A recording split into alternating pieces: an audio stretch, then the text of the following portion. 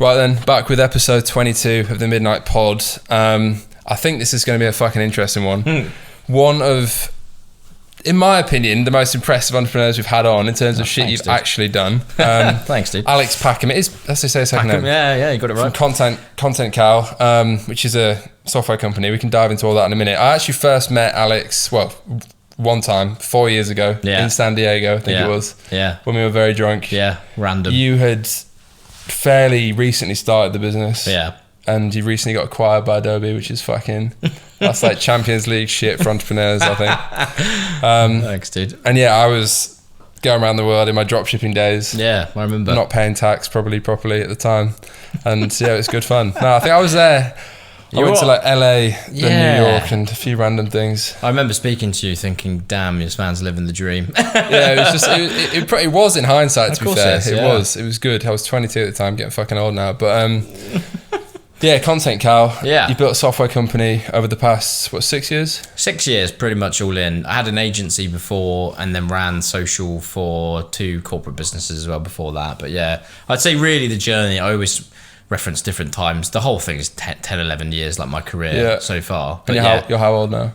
I'm 31. So you think you're old? Yeah, true. And you've made a shitload of money doing something you like, which I feel like that's what every fucking entrepreneur watching this shit. Yeah, that's the goal. Yeah, that's like the fucking golden trophy. But I guess first question, as usual, and you've kind of already dived into it, but just 5-minute rundown, who you are, what you do, and then I try and keep these like fairly chronological, I suppose, and then we can dive into like the start, the middle, the end currently. Okay, cool. And loads of shit that I want to know, because I think it's fucking fascinating. No, go for it, yeah. So, I mean, it's typical entrepreneurial background, selling stuff in the playground, very, very focused on concept of, or getting a lot of fun out of the concept of making money for something, basically from like 14 years old. I'm going way back, but like very, very typical background from an entrepreneur perspective, always doing something in the playground, selling sweets or whatever. Yeah. Studied business and always, for whatever reason, which runs through my family in some ways, like there's quite a few entrepreneurs and stuff like that in my family, just fascinated with business, like growing teams, building products, selling stuff, not so much tech in like my younger days, but like just the concept of running your own business was fascinating to me. And then skipping like obviously a few years forward, when I was at uni, which was, like 11 years ago, but no, way longer than that actually, like 12, 13, 14 years ago. God, I'm getting old. Yeah. I realised basically that every purchase decision I made was based on something I saw a mate do on Facebook. And this was when Facebook wasn't new, but it was newish and certainly popular. But Twitter was pretty new. There was no Instagram. So it was early social days. And it just literally hit me like, I am literally going to that bar because I've seen that person there on Facebook. I'm going to that restaurant because I've seen that person there on Facebook. And I'm buying Abercrombie and Fitch because I see my mates wearing Back in those Abercrombie and days. Fitch. Yeah, exactly. Yeah. So like, it just literally hit me like a train that this is a very exciting way for companies to market themselves. And then I went in like a deep, typical like research hole for like days and days and days of like what is social media marketing before it was really a thing. Early days Gary V, very early days Gary V, Mari Smith, if anyone's come across her, and she's great, we work with her, but like just super early stuff. And then I realised that businesses had no idea, and it still don't in reality, many of them don't anyway, but had no idea how to do this. Like just literally create a Facebook page, post on it every day, post content. Why would I do that? Why would anyone be interested? So I started to monetize myself by managing Facebook pages, Twitter pages for small businesses. Did that for like 2 years. Just while you were in uni? Yeah, while I was at uni. And then made good money, didn't make like loads of money, but made good money for uni. Like I was able to basically more than sustain myself and have fun. And I was way, more enjoying that than I was doing any studying, although I did graduate, didn't drop out. Yeah. And then I got a job as the first social media person at Odeon. And I was probably one of the first people with a social media job in the UK. I put myself in that bucket of people anyway. Again, this is like over 11 years ago. So people were getting like social media manager jobs, but people would take the piss and be like, you get paid to go on Facebook all day on behalf of Odeon, which was weird. And then did 2 years there, had a great time learning all the typical stuff you'd expect like in a job. Was super passionate about social media marketing. Odeon, cinema is a great brand to work with in those days. Where were you based at this point? I was in London. So grew up in Winchester, university was Cardiff. I went home for 2 weeks and then had the job at Odeon. Like I was straight into work, no gap year, no nothing, like very focused on getting the job and cracking on. So I was in London, typical stuff, living with mates, having fun as well. It was brilliant. And then left Odeon because there was no really place for me to go there. Like I did 2 years, I was like, right, time to move on. Went to Now TV. Everybody knows what Now TV is in the UK Sky, now anyway, exactly, Sky. But when I was there, 50 people in a room. Now TV was like, it wasn't a product, it was like a website with a few videos on there. It was like a startup within Sky, and they invested so heavily in it, and I was there for 2 years. It went from 50 people to like nearly 1,000. So it was like being in this scale up within this corporate environment, and I just loved it. I was like, if this is what a startup life is like, and I started like reading about like the lean startup, Tim Ferriss 4-Hour Work Week, like Classics. Studying that life. I was like, if this is what it can be like, I'm ready to like restart my entrepreneurial journey. I was always going to do a company. I never was going to like work in what you typically would call corporate life in my early 20s for a long time. I just wanted to get the experience. Left Sky after 2 years, had a great time, started an agency, Odeon and Sky, first 2 clients, got loads of SME clients, built it up, and then learned how to run a business, brought some people in who were more experienced than I was, but built a team and built a proper business. Doing social media for companies. Was that like paid ads or like ads, organic shit? Organic ads, websites. SMMA, but back in the day. Exactly. Now everyone fucking does it. Everyone, exactly. And then that's when contentcal was like a true idea. So I'd always had the idea, even from Odeon, because you'd have spreadsheets, you'd have a Hootsuite or a Buffer or whatever. Yeah. God knows how many other tools. You were combining all this stuff together. And I was like, there's got to be a way where I can create content and actually post it and look at my analytics and measure it and all the rest of it in one place without going from like 10 different things. And then when I was working with SMEs in my agency days, it was very clear, you can be Sky, you can be a small coffee shop, or you can be a mid-sized business. Everyone has to publish content. Everyone has a process, and everyone needs to do it. It just, for some people, the process is really big, long, and complicated, and for some people, they just want to automate everyday scheduling. And that was really where we were born. We were probably one of the first tools to do that in like a calendar way, where everyone was doing it in like a queue, which sounds really basic, but like user experience in software is so important. And I started a separate business, but like separate to the agency. Raised 150 grand from friends, family, couple of connections from Sky days. Built a prototype, sold it to Sky and Odeon, sold it to all of my agency clients. Did an accelerator.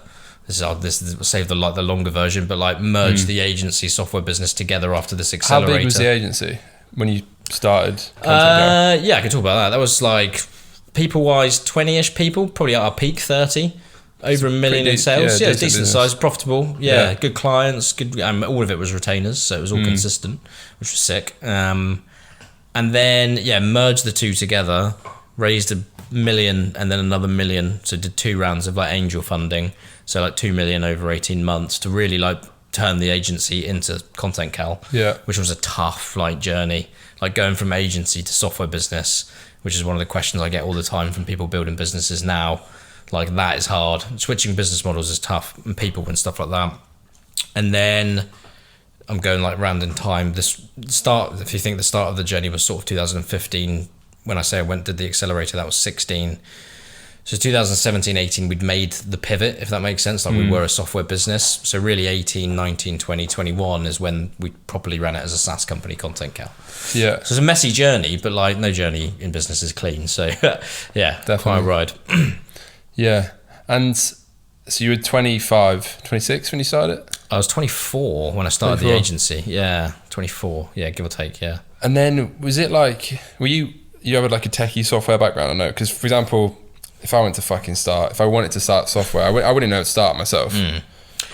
My background was very organic in it. Like I just thought I could do it. Like I'd built websites, and in my Sky days got exposed to tech a lot. Because the team was all on one floor. It wasn't like tech was in like another room, like everyone was together, and I was always fascinated by it. And I read the lean startup, and that gives you like the mentality around it. But I'm not a tech, I don't code. Like I don't code anything. But if you're building a product, and I would say if you're natural at like sketching stuff out, which is I just scribble out user experience stuff, which I didn't even realize at the time was a thing. I was just drawing what I thought would be useful and good. when you start speaking to designers, they're like, "What? Like, do you know user experience?" And I'm like, I haven't got a clue. I just know that this is what I would use. Sense. Yeah. So that's it really. It's all like raw and organic, and then you learn it over time that you've got skills and stuff that it actually fits in a box. And did you like? How long was the transition from agency retainers and all that to a finished product that you got them onto? And then secondly, when did you like cut off the agency retainer stuff? Good question. Was it gradual? It was quite gradual, but basically, I would say from zero product to some sort of decent finished product, and then actually having clients use it and stuff was probably a year. But like people would come. Some people are more tolerant of like slightly ropey software than others, if that makes sense. So in the early days, if they're a believer in you and they like you, they'll use software which is a little bit buggy. After a year and you're like known in the market even a tiny bit, people have expectations that it's always going to work. So and this was before software was consumerized like Slack. You don't get any problems with Slack, right? And most software is now flawless, whereas even 5 years ago there was still a lot of like okay software. And so it was gradual for that, but it was about a year before we got like proper what I'd call like software stuff. And was this before Buffer and Hootsuite? Because off camera, I've used Buffer and Hootsuite. I've never actually used contentcal. You got to use it. This is way after them. I mean, Buffer would have been around, I don't know, 5 years at least before.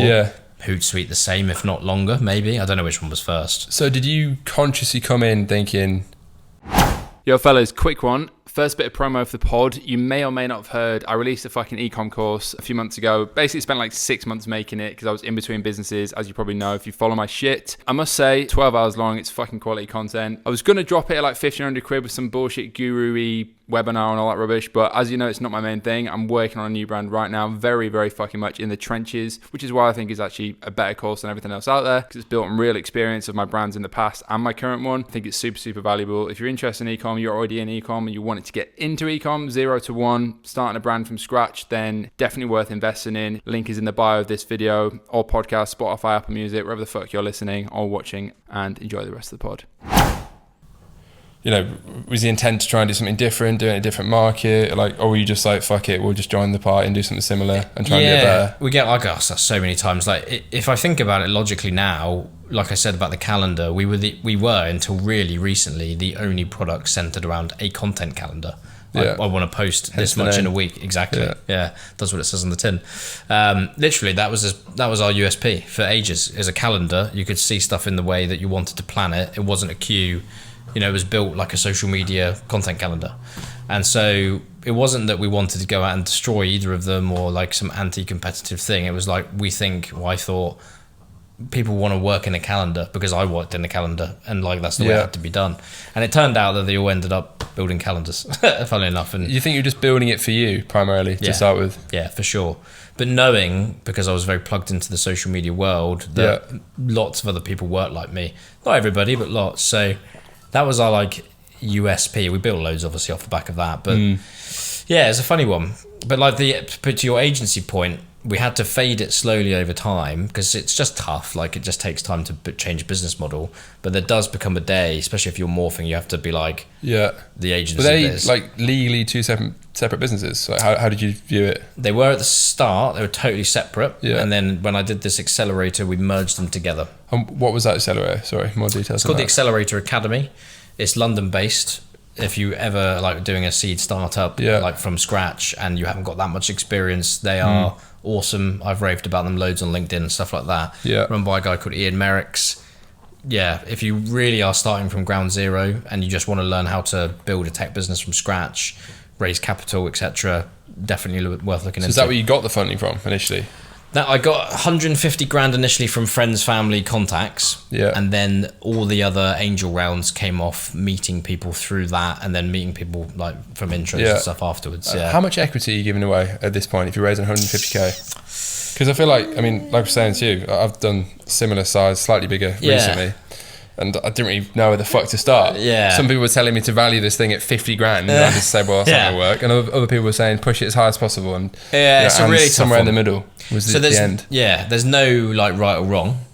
And some people might say that having the highest valuation is right. Well, not always, because if you don't get the traction after that in the early days, you might end up doing down rounds or flat rounds, and that doesn't show like progress in VC land and stuff. So I probably gave away, and again, this was a different era, I think 15-ish, probably maybe even a bit more, can't quite remember.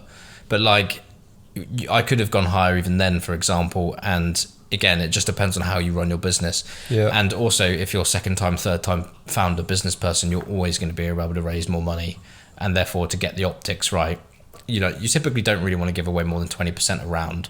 So first time round, you might raise 250, 300 grand for 20%, let's say, whatever the number is. But next time you might literally be able to raise 10 million for 20%. It's just the way the game goes, like when you've got track record. And getting that 150, do you think, was that because you had the agency business and like is in credibility from that? Like, do you think you could have done that, straight out of uni, for example? No chance, I think. Because again, that was nearly 10 years ago, I suppose 8 years ago, like it was a different world. Which sounds so ridiculous because that's not that long in time, but like people weren't seeding businesses for even 150, 200 grand here, there and everywhere. Whereas now people are doing it multiple times a day at the end of the day. Do you know what I mean? There's hundreds of businesses, if not thousands, being started every day, seeded with a couple of $100 grand. But do you think even now assuming someone's, because a lot of people watching, I know will think this, say they're, I don't know, 21, 22, they haven't really built a business yet, but they're passionate about, I don't know, any brand, whatever it is. Do you think someone like that can raise money, or is it now? Yes. Like, and does that have to be from network, or is that? Do you think you can actually get money off like? You can get money. No, for sure. There's some funds that literally will do it on a numbers game. There are some, probably not so much in the UK, so they'll come in time. But in the States, I can't remember the platform, but they literally will go, as long as you put us a deck together in this format and you provide us this type of forecasts, which is not like, it's relatively basic stuff, we will just wire you $100,000.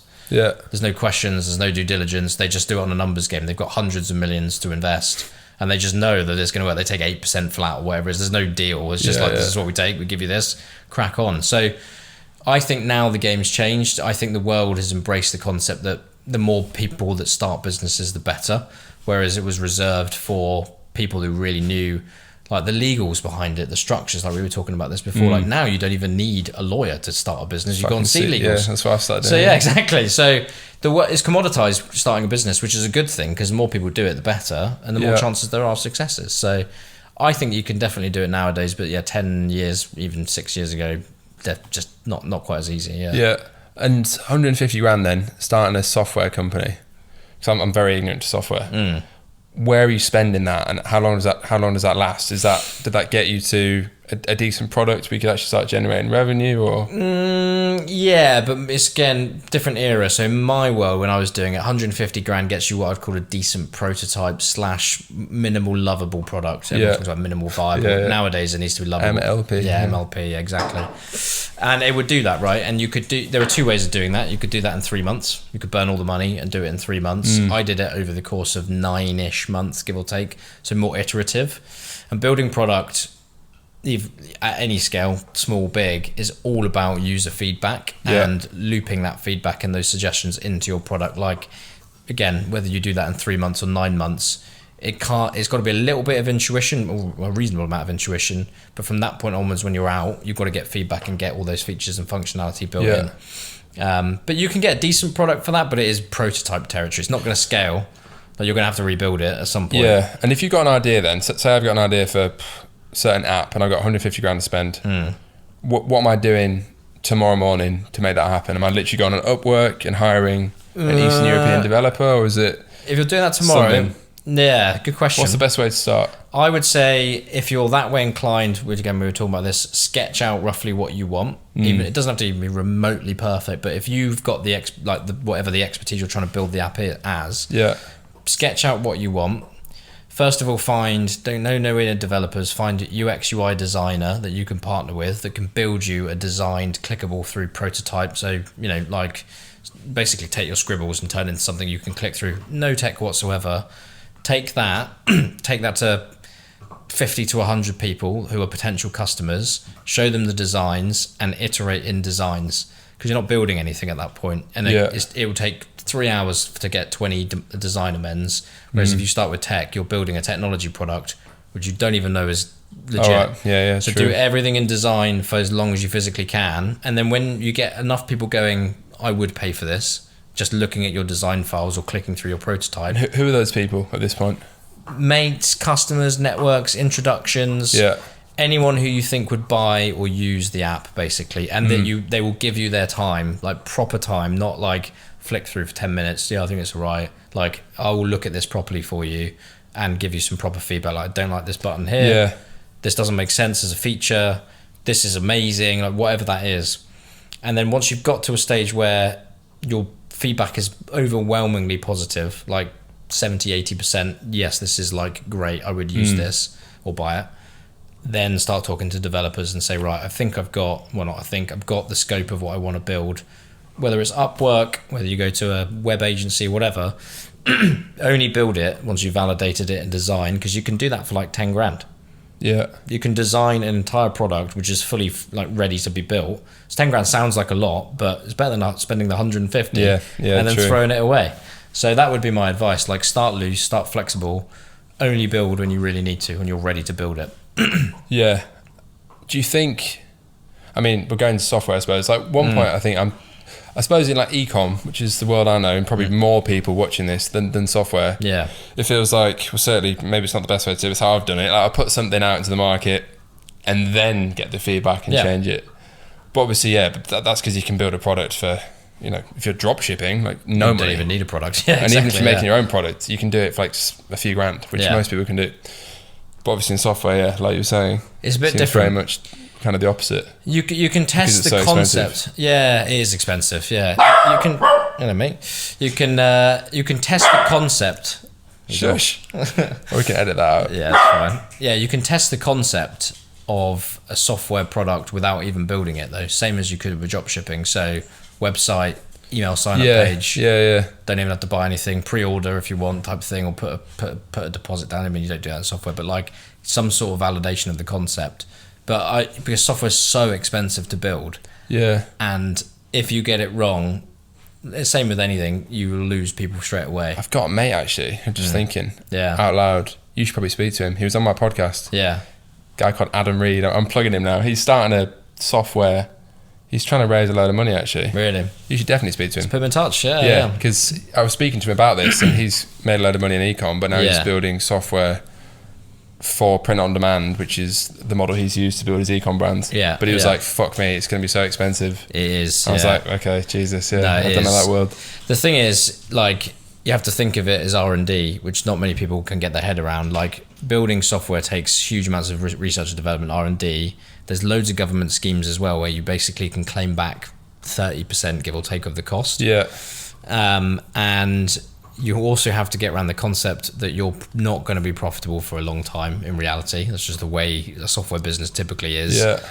If at all, like if ever. And it is just fundamentally got this massive sunk cost. Whereas in e-com, well, you know way better than I do, I guess you can be profitable pretty quickly. Yeah, you'd hope so. Yeah, in most cases. What would you try and run a profit model on pretty quickly within the first 3 months? Well, I mean, straight away for this new brand I'm launching. Yeah, like I would hope to be like break even from month one in terms of like, granted you'd have to put a bit of money into stock, but in terms of like operating profit or whatever, I'm not a fucking accountant, but yeah, as in like I'd want to spend 50% on marketing roughly. Yeah. 20% on COGS, 80% gross margin, and then another 10% on overheads, 5% on bullshit, and shoot for a 10-15% net margin, hypothetically. Yeah. And then if you're scaling, maybe a bit less. Which is what happened with Neon Beach when it was going well, then it went tits up. But still though, you cannot do that building a software product. It is fundamentally, I would say, impossible. And if you were trying to be profitable month one, you're probably in the wrong space. Like, it's just, unless you've got some massive enterprise order of like £1 million building custom software or whatever, but like proper scaled software SaaS, just not possible. Yeah. So how did you get first customers then beyond kind of network and people that you already had? So and how finished was and how good was the product once you shipped it, so to speak? Is that the term? Yeah, shipped it. Yeah, it was out. Yeah, no, so it was up. Yeah, it was live. So after network, so firstly, standard, like you said, basically is network, like everyone you know, etc. I'm not a sales background at all, so I'm very like what they would call subject matter expert founder. I understand social media, content, etc. When I did the Accelerator, one of our first investors literally said that to me, sat me down and said, you're a good like relationship salesperson, like, because I had an agency, like people want to buy from you, Alex, and believe in your expertise. Yeah. But you selling software, which is quite transactional, there's no real relationships, like, do you want this software? This is the price, bang, done. He was like, you're not that person, so you need to bring someone in. And so he introduced me to a guy called Andy Lambert, who was part of contentcal's like founding team. Like, great sales background, wanted to also join a startup at this stage where he could make a meaningful difference, but bring his sales skills, but do other stuff as well. And he's just a brilliant guy, but like very customer focused, very people focused. And to be perfectly honest, what he did was he like downloaded my LinkedIn, took my email inbox, and then went like 2 layers around it, if you know what I mean, about people that were connected. So is this B2B primarily? This is all B2B, all B2B. And he just ran what you would pretty much now call like typical outbound process, just built emails, got meetings, mostly asking for feedback in the early days, because we needed feedback. And then he would, you know, at the end of lots of meetings be like, do you want to buy it? And people would say yes. So it wasn't me, if that makes sense. That's one of the key things which we were talking about offline. Like that was one of my first realizations or journeys or steps in around that you've got to bring like experts in a certain fields that are better than you at whatever that is. And Andy got us our first, what I would call true 100+ customers, and it was hustle. It was literally LinkedIn meetings for like 50 quid a month. So bear in mind. Yeah, I was going to say, so like how much were they paying the first customers? Next to nothing. 10 quid a month in some instances. Yeah. So like there's this always famous phrase, do the unscalable in the first instance. Yeah. It's so true, and it was like a magic to witness him do it. He was caning meetings constantly. Shout out to Andy for that. But you've got to do that to get the traction, and then once that gets repeatable, then you start bringing more people in. You invest more in marketing. Again, you know this, but like once you start getting some brand value, people start recognizing who you are. You become like a name, a mini name or a mini brand. SEO credibility, all of that stuff starts to come into play as you raise more money and spend more. But like the first 100 customers. Old school, proper old school stuff. Yeah. So at this point, because like how quickly would you run out of money? Because I want to come on to a billion things around that, but like, is that scary or is it? I mean, how does that work in software? So you raised the 150 grand. Yeah. You mentioned then there was you raised another 2 million over time. Yeah, we did. Was that 2 years, give or take? Yeah. Was that 2 years later? Over 2 years, so like 150, then give or take 1 million a year, like 9 months after the 150 was gone. So I had £1 million, which was good. So that's like that's a year's worth of cash. And then again, probably another 1 million, which lasted us give or take a year again. And then we did another round. We did like a couple of bridges, and then we did a couple of VC rounds. So this took me time to learn this basically. So building your business where your sales can go like that, but your cash goes like that, is a really hard thing to get your head around. So for me as well. I'm not in software, but it's fascinating. This is by design. So you are designing a business that sales look fucking awesome, but your cash looks horrendous. And also with investors, obviously, who might have come from a different era where that doesn't make any sense because you think most companies' sales go like that and profit will continue to go a bit like that, whereas you're going like this and there's no cash. It's a very hard thing to learn. And then, like you said, is it nerve-wracking? Yes, in my early 20s, watching your cash balance like go from high numbers to next to none in business terms was terrifying. Tell me about it. This time last year. Exactly. And what I would say you learn much later, and as you go like again through like the process, and I bought in an FD at some point, I can't remember when, but like that was life changing. You realize that is part of the plan. It's part of the process. It's how you build software, and as conveyed in the right way to the right people, that is logical. It sounds ridiculous to say in some ways, but it's logical that you can build an amazing book of revenue, burn a lot of cash in the process, but once you've got that business in the right place and through all the relevant like accountancy things as well, that is worth like a lot of money to people, plus the IP and everything else. So it is absolutely terrifying, regardless on a human level, to be running out of money constantly in your business.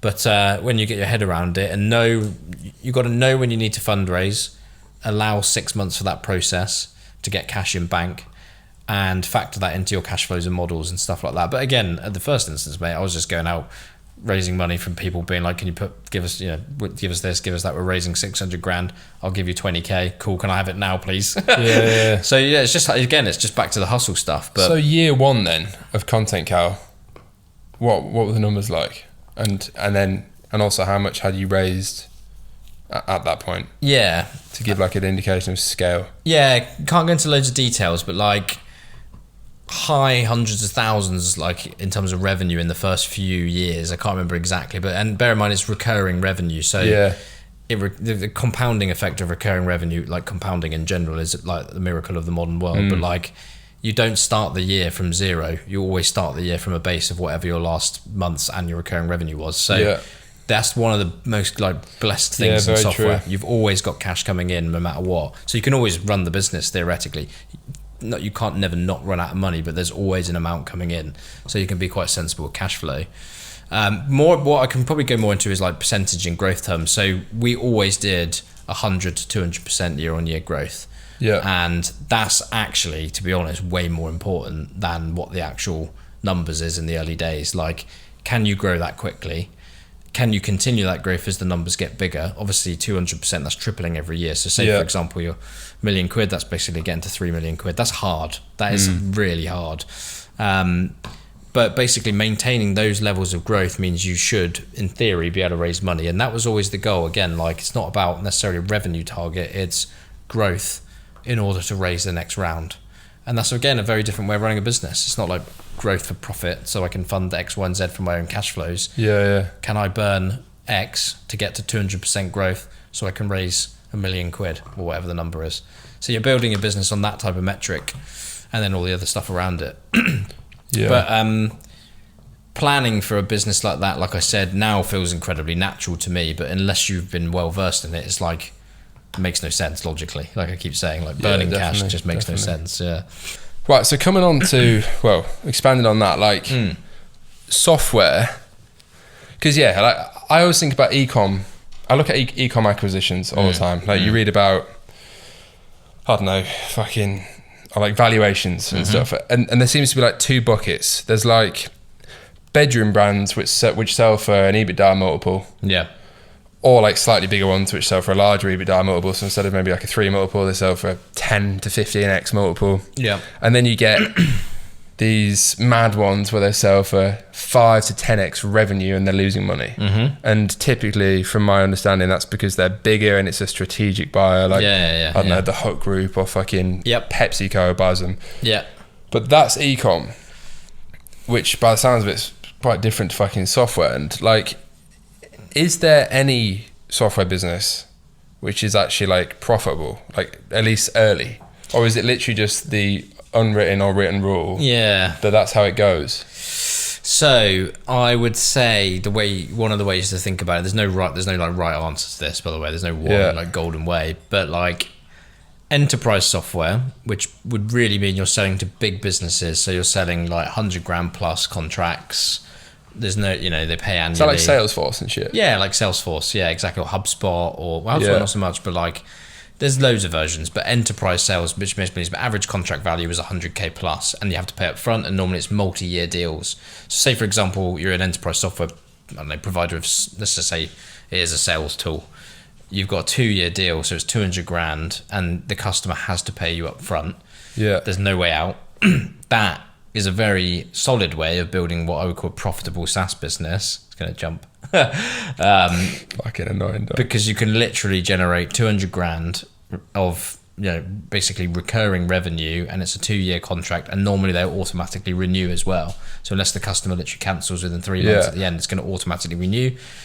So if you think about that, and you're an enterprise salesperson, and you can do 10 deals a year, and then you've got 100 plus salespeople doing those types of deals. So yes, you can build a profitable business, because this is where the magic of software comes in. Once you build like a mature product with whatever the features are, yes, you need to continue to innovate, obviously, but there becomes a time in the lifespan where if the market's big enough, there is no supply issues because you've got the software. It literally exists. Yeah. It doesn't cost you any real money to create the next instance for the next customer. So you can literally duplicate your product 100 times in the same day, and there is no movement. There's no product going anywhere. But you're charging 200 grand a pop, let's just say, for example. So when you think about those maths, absolutely you can build profitable software, but it typically happens later in like the life because you've got to build the product, obviously.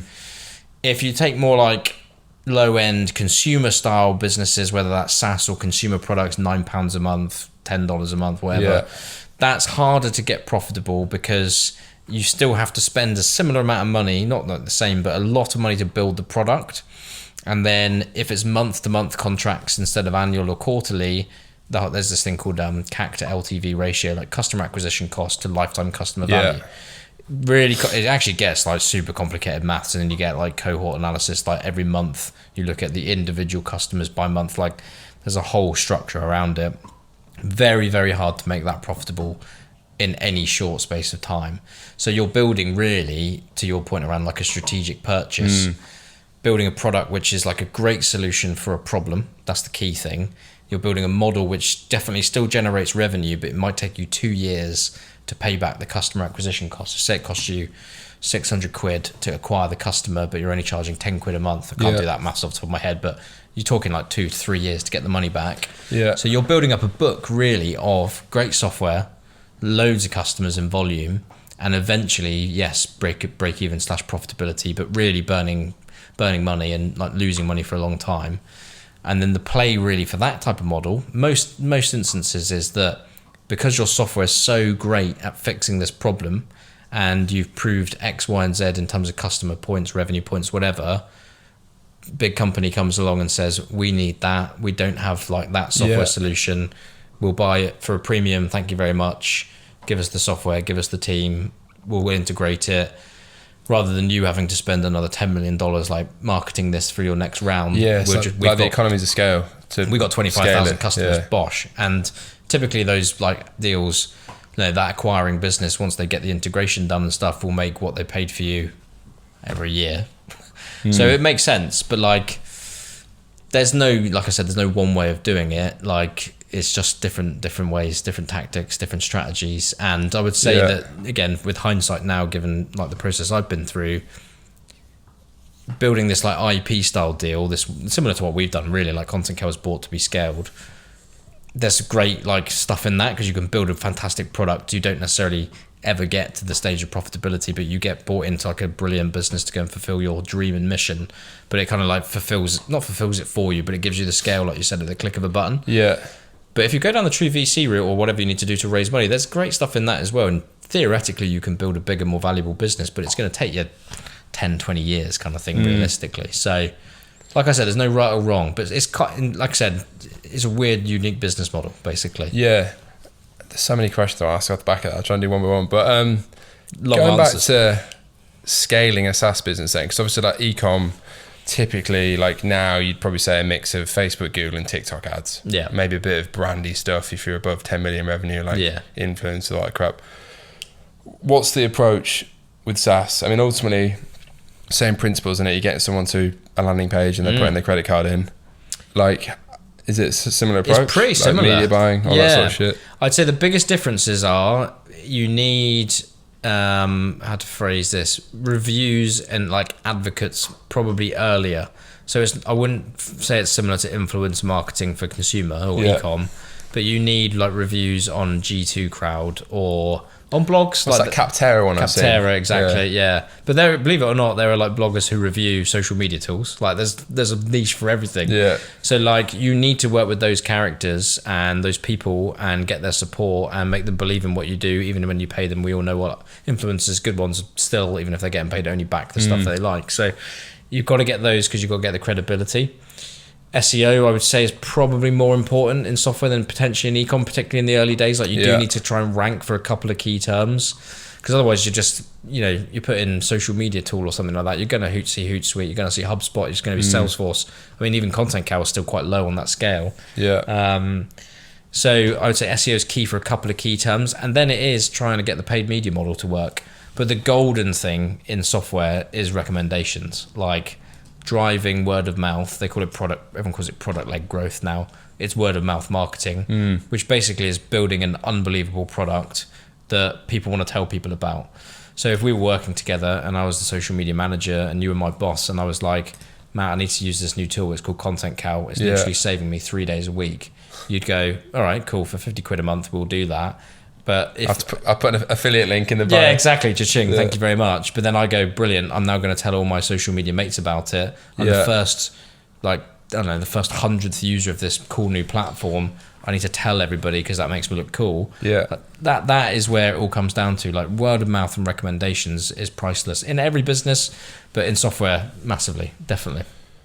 Yo fellas, quick one. You may or may not have noticed there's been a bit of merch, so to speak, in recent episodes. We've got two different things. We've got some of the retro style OG Neon Beach posters that I designed like 4 years ago. You may have seen that on my Instagram. And then we've got some of the best-selling OG viral style neon signs that basically did start that entire craze about 2 years ago now. So yeah, if you want to add something to your home office, your living room, just anywhere sick basically that you want to add that extra thing to and support the channel, then you can check that out. Link is in the bio, midnight.co/shop.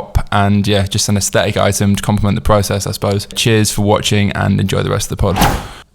In terms of then what was the team like in the early days off the back of that? Because I've worked with like agencies on a media buying perspective for e-com, and a lot of people do, all these SMMA companies. But then I also hired someone in-house, which ended up being a nightmare. He's probably not watching this because he blocks me on everything. But how did that work for you? And what was the team like in the early days off the back of that? Yeah, so I've always been a believer in building teams. I would say my best skill is building teams. Now it takes time to learn that, obviously, like managing people, and it's like reverse engineering what you think is the right thing to do. So when you're younger, you think that being a specialist and being an expert in something is what's going to make you get a promotion or level you up or what you want to be known for. And there's nothing wrong with that. That's what we've all got to do. But what you realize is when you get to a stage of management is that your role is about getting other people to fulfill their goals, like manage their output, get them to feel and be successful. And that is how you in turn are successful. So it took me a long time to learn, I would call it the art of management and like motivating people, but empowering others to achieve their goals within like the context of work is, I would say, the most important thing in building a business. Again, talked about delegation. So building teams and bring people in for me has always been key. And that is always around finding the best person you can obviously afford within budgets and stuff for marketing, for sales, for product, for development, not trying to be the expert at everything, taking the absolute opposite view, almost like reverse saying, I know nothing about that. And if you don't, even if you do, great. But even if you do know coding, let's just say, for example, whatever, stop doing it and learn how to become a manager. Yeah, to be honest, I'm probably asking this because I've really struggled with this in the past. I'm struggling with it again now in a different context. It's like, firstly, and there's probably a lot of people can relate, like particularly because I've come at e-commerce from like, I'm a creative at heart more than a business person or whatever. And I've kind of, built a basic understanding, obviously, of fucking P&L and cash flow and like the more boring stuff, in my opinion. Yeah. But for example, with like kind of front end stuff, I almost don't want to, like, even in the past when I've like actually had revenue compared to my new thing, like I almost don't want to delegate it because I feel like I could do it better, or like it's my thing, and I know that's wrong, and I know that's not scalable. Yeah. So there's that, and then secondly, like now, so I've raised a bit of money for this new thing. Yeah.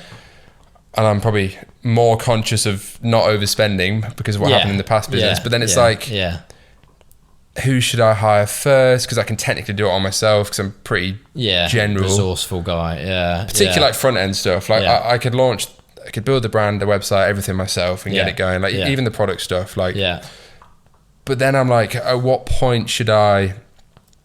Like if I had to, off the top of my head, I'd probably think the first person I would be just a general marketing person that would nail the social media strategy, blah, blah, blah. Yeah.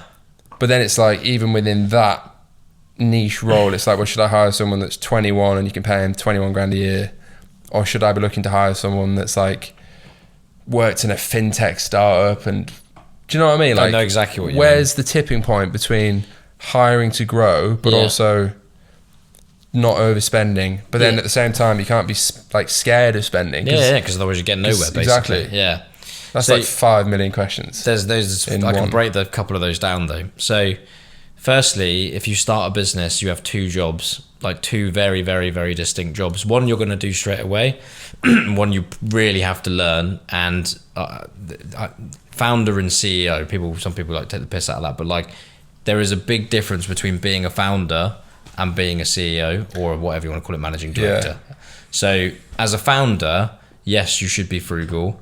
Yes, if you can do something well, of course you should do it. As an entrepreneur, that is the core of it. Like, you can do a lot, and then you can do it well. Exactly. So do that for a period to the point where, not even necessarily where, like, you know that someone else could do it for you, theoretically, but like where you know there's a breaking point that you can see you're going to have to do 5 different things. I think most people can only do 3 things really well. Like, not as in learn them, but like 3 things in a day, max. That could be running a workshop, it could be running Facebook ads, and then it could be doing invoices. But like, you won't be able to do more than that in a day well over time. Like, your brain just won't be able to. And then over time you should be doing less. But like, as a founder, you should get everything that needs to get done in the early stages, because that's exactly what a founder should do. But over time, you've got to creep in almost percentage-wise. If you think of it, like, firstly, you're 100% founder. Month 2, you're going to be 10% CEO. Month 3, you're going to be 20% CEO, whatever it might be. And if you look at CEOs' jobs, they're not there to do anything. You are not there to physically do a task. You are there to lead people and process and projects. You don't do invoices. You don't do a task, basically. So if you creep in like your 2 job specs together and basically figure out like, okay, I'm putting my CEO hat on this afternoon. Theoretically, yes, I'm supposed to do invoices. So break that down as a task. Okay, that is a percentage of time, whatever it ends up being. Maybe depends on the context again, but you hire a finance manager to do invoices, and then suddenly you hire a good one who can do invoices, but they can also do modeling. They can also do cash flow management. They can pay the bills. They can give you advice on stuff that you have no idea about. You creep in these other people over time, and it could be social media, same thing. Basically, you bring someone in initially to do organic. It just happens they pick up paid, then it happens they pick up analytics, whatever it might be. Like, your job as the CEO is to basically get other people to do things that they are good at and specialist at, and scale them, make them successful within the organization to the point where you're basically doing nothing. Your job becomes 100% leading. That's the key, basically, to like think of it in that way. Because another way of, this dog's going fucking mental, another way of phrasing the question, and it's something I think about a lot, especially with this new business, because I'm like, fuck, right, so something just feels different about this one. Like, I'm gonna get this one right, and I think there's a lot to argue that I should, more experience, etc. But like, what is the main thing from day one in your experience that I should think about to make sure that it's not another bedroom brand where it's ultimately just me getting paid a lot with a bunch of freelancers, and actually it can become, potentially £100 million exitable business, and everyone says 100 million, but it's a round number. So repeatable scale internally is key. You have X hours where you can be productive, which is, you are not repeatable and you are not scalable. But if you bring people in and you coach them, and like I said, depending on, I can't it'd be hard to break it down without going into the detail of what you should bring in first, but you need to think within, I would actually argue for most people, especially if they've raised money and their plan is to raise more, after year 1, you should be doing no foundery driven stuff. I say no founder, obviously you are still founder and you need to put your hat on every now and again and do that. And probably you have one work stream which you really take over. Like for me, product it's always been, I'm very close to it. I understand social media, but I don't do it. I don't do product at contentcal. Like, I've been very active in it, but by the end of year 1 or 18 months or whatever it is, that you have someone who runs finance, someone who runs sales, someone who runs whatever, insert other department here. There's a role for everybody. And if, based on your experience, because I know the background, you need to push yourself out of your comfort zone to do that, because you sound like someone who would very naturally slip back to doing the stuff that you know you can do. Yeah, definitely. Whereas learning how to manage and also getting imposter syndrome hiring people. Yeah. Because I did with the last business before I went tits up. Yeah. hire a few actual PAYE employees for the first time. Mm-hmm. But that was massively like, I felt like a fucking like fraud, because I was like, these people are older than me. Yeah. Well, 2 of them are older than me, one of them wasn't. Yeah. And I was like, I almost felt like awkward telling them what to do. Because ultimately they wanted guidance. Yeah. But I don't know, that was really hard to get around. It is hard to get around. No, there's no. I mean, I've been through that journey. Yeah. I mean, most people I've worked with are probably almost certainly, or have been on some point in my life, older than I am. Which, in reality, like when you actually boil it down, is not relevant at all. Yeah. Age is not important in reality. I mean, experience is important. Yeah. But Mark Zuckerberg, like, this is like a very like obvious choice, but like, I don't know, what is he, 33, 36, something like that. Yeah. Has 25,000, again, making up the numbers, but thousands of employees. How many of them are older than him? Most, probably, or a huge portion. But he's a lizard anyway, so I don't care. No, exactly. But like, it's not relevant. It's just not important, basically. So it's more about challenging yourself to learn how to lead and manage well, learning that as a skill and realizing that that is the most important skill you can probably learn in business, in my opinion. Because if you're starting something from scratch, like you said, if you want to build a 100 million plus business, that is all you'll do every day if you're successful. Or change your job, be chief product, chief tech, chief sales, whatever, have a niche role, and hire a CEO. Hire someone who has built a multi-gazillion dollar e-com business. Pay them a proper salary, give them a massive share package, and say, I need you to run the business, and I'm going to do this. But you definitely think, for the first year at least, it's full founder hat. Yeah. In the trenches, even when you raise a bit of money. I think so. And like I said, over time, it's not like months, 10%, but like percentage-wise, slowly start to decrease it. But realize like what drives you. Like being a CEO or being anything like in general management has loads of ups and loads of downs at the end of the day. Like there's loads of pros and cons to managing lots of people. If it really doesn't, you get dragged down by managing people and working with them constantly, and actually managing people is tough. Like, then that role isn't for you. Like maybe you are the chief creative officer or something like that instead. There's nothing wrong with that. That's a good thing. But just bring someone in who knows how to do the other stuff, basically. Yeah. And that's what it is checks and balances on your own skill sets, and also what wakes you up every day, basically.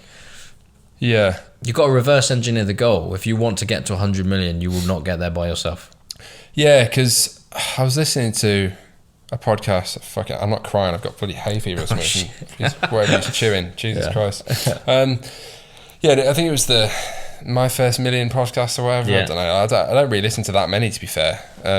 But it was when I was on the plane coming back from Dubai recently. And it was one of those ones. I think I'd had like 3 drinks on the plane. Like you get in that mode where like, you're in. Fucking come on. And it was on about starting at the end. Yeah. And I'd always thought about that a bit, but I was like, I've never done that enough. So then I basically made a fucking spreadsheet, and I want to come on to the fundraising thing in a minute off the back of this. I made a spreadsheet the other day, and it was called like 4 to 5 year, I don't know, fucking like plan. Set for life plan or whatever it is, the 9-figure plan. Yep. And I put in, hypothetically what that looks like as a founder, equity, money raised, the numbers required, probably very broadly speaking. It's obviously easy to put numbers in a spreadsheet. Yeah, that's the right thing to do. Yeah, it was like raise the 250, and I've done that. Yep. Do $1 million in revenue the first year, break even, whatever, like for 2022. So like the first 9 months, which I think I can do. Haven't done it yet, but that's the plan. Yeah, that's the plan. Then it was it was like raise £1 million in a year, then get it to like 10 million revenue, then raise 5 million quid, I take £1 million out, whatever. Yeah. And then at the end it was, I have 40% and we sell it for 100 million. Yeah. So I've made 45 million, or hypothetically, sell it to a strategic buyer. I know what you mean. Yeah. And at that point it's doing 30 million run rate, 6 million EBITDA. It's the next big thing, whatever. Yeah. And then I was like, all right, you get all hyped, fucking hell, whatever, this is great. Started showing my flatmate, he's got his own spreadsheet. And then I thought, okay, fine. Well, at least I've got a bit more of a plan than before. Yeah. But then, obviously that takes time. It takes a successful business. But the fundraising part, particularly in software, from what you're saying, it basically sounds like it's required to an extent. Almost definitely more than e-com. Almost certainly. They're obviously in e-com, I think you can fund it, through profit. There's like 2 questions off this, but like firstly, what was the process after that more informal initial round, which is what I've just done as well. Fortunately, I've got a good network as a result of the other things, which I guess I got fucked financially and the other thing, but I got a good network out of it. That's the way it goes. So that network is now paying dividends in another way. Yeah. So what was the process? So you've got the first year or whatever. Basically. Then who did you go to? Well, almost how did it work? No, I get it. Yeah. So once you've gone through what I would call like your family and friends version rounds, which is where you are basically, and then you might have done you'll probably do one more of those, I reckon, before you do a VC. That's my best guess. I did a few. You need someone who taps you on the shoulder and gives you a friendly bit of advice and basically says, whatever your next like fundraiser is going to be, or whatever your next stage is, and this is when you're definitely generating revenue, like you have a bit of a business, whether it's $500,000 or $1 million or whatever, like you're up and running basically, but you're planning a raise, for someone to say you need a finance director. Like, you don't need a full-time finance director, you need someone 2 days a month who's going to basically put together your financial model. They're going to make you understand how that works. They're going to challenge you on all of your assumptions. So you go, I know that I can generate this many customers off this Facebook spend. Okay, well, let's theoretically plan in 10% inflation on that for the next 5 years. You go, no, I don't need to. Just let them do it. Like, let them play with the model, let them tweak it. They're called sensitivities. Like, again, this is 2 days a month. This is, again, partly a learning exercise for you, but also putting in these new structures in place, which will seem weird at the start, but you're putting in like what people want to see, i.e. investors, rigor, basically. And also, entrepreneurs typically by nature are very optimistic.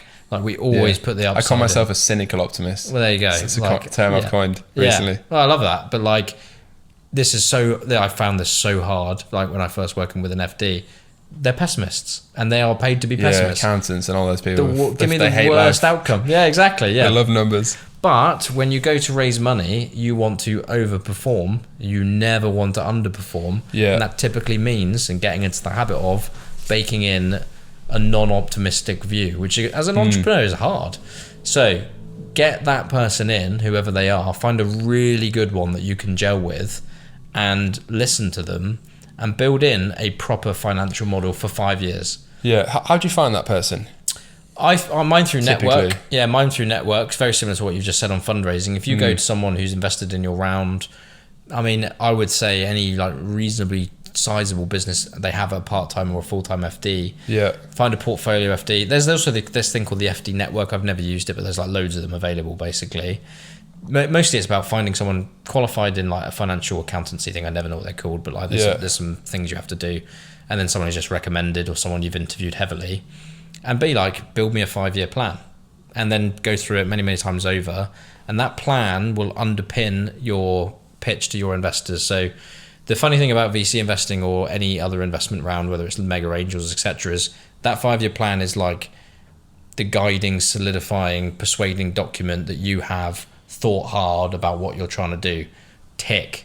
Don't need to go into any more detail on it. Thank you very much. Yeah. Your pitch, your deck, your story, your narrative, your vision is what categorically will get people to invest, which is almost like the separate exercise. It's like, so is it like the heart and brains of the vision? It's exactly that. So the deck is all about build the biggest get everyone excited vision you can, get people on a Zoom call nowadays or in a room and get them absolutely buzzing at the thought of your business and you as an individual. And then be like, boom, I've also got this like awesome 5-year plan.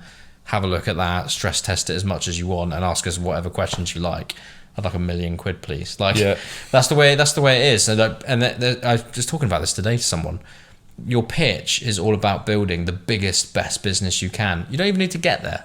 Like, if you're going to raise money, that's obviously the goal. But if you get bought out along the way and you're trying to build $1 billion business and someone buys you 50, 100, 200, whatever, it's still an awesome outcome. You might cry yourself to sleep. Exactly, yeah. So it's like, I get really passionate about these things, so I've had to do so many rounds, and like there's like this amazing relationship. You just said it, like heart and mind to a certain extent, but like model, financials, vision, deck, creative story, they have to work hand in hand through the process. And so I'm not geeking out over this, but like having a great relationship with an FD is like lighting the fire under the investment story. So that's what I would always do, and I would almost start a business from scratch. Now, that probably the first consultant role I would hire, even at your stage, would be like, find me a portfolio FD 1 day a week. And typically, are you just paying them a day rate, or are they getting a stock options. That sort of shit. Normally day rate, but then if you like them, give them some stock options as well. Vest it over 4 years. They don't 1 year cliff. They don't stick around for a year. They get nothing. If they stick around for a year, they get a tiny percentage, and if they stick around for 4 happy days, basically.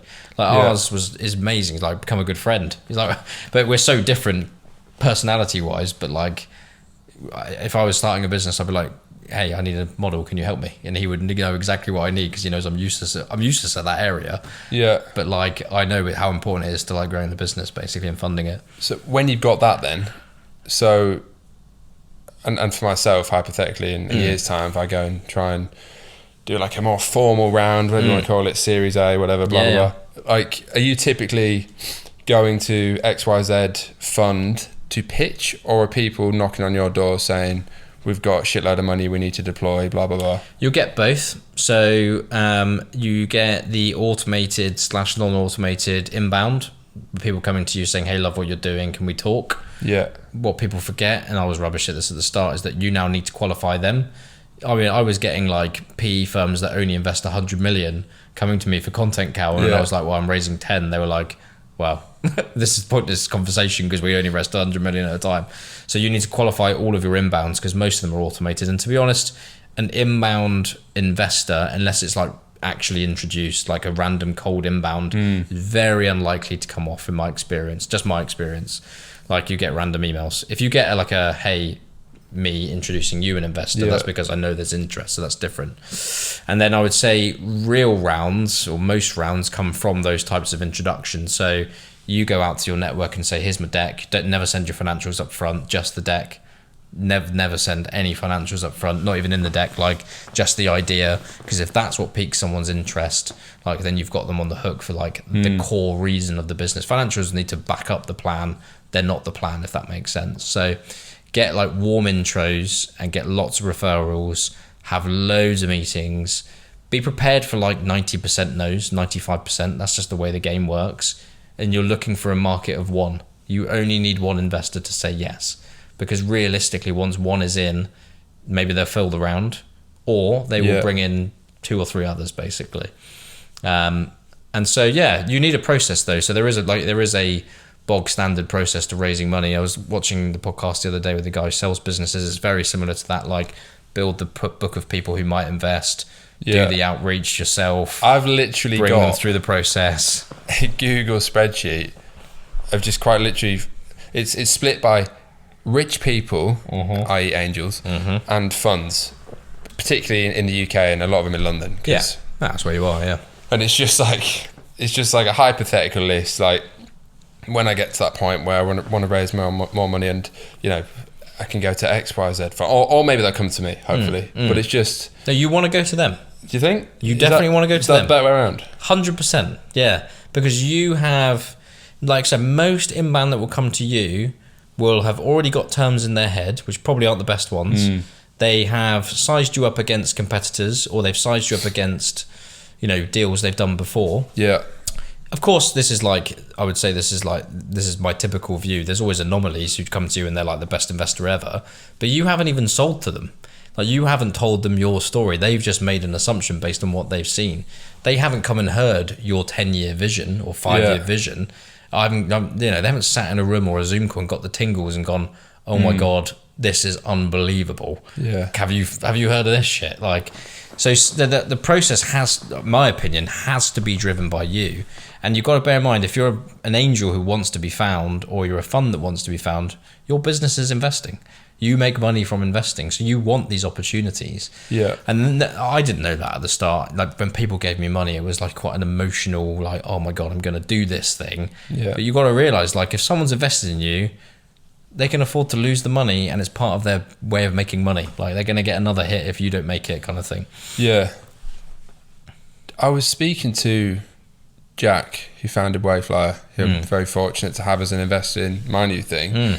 And he was just telling me, I wonder if you agree with this. He said, in layman's terms, the first bit of money is fucking hard. It's like pulling teeth, even from your network, because there's still an element of, you still got to convince them, etc. Yeah, for sure. And you've got to have the network, and if you don't, it's even harder. Exactly. And he said the first formal round with funds or whatever, very hard.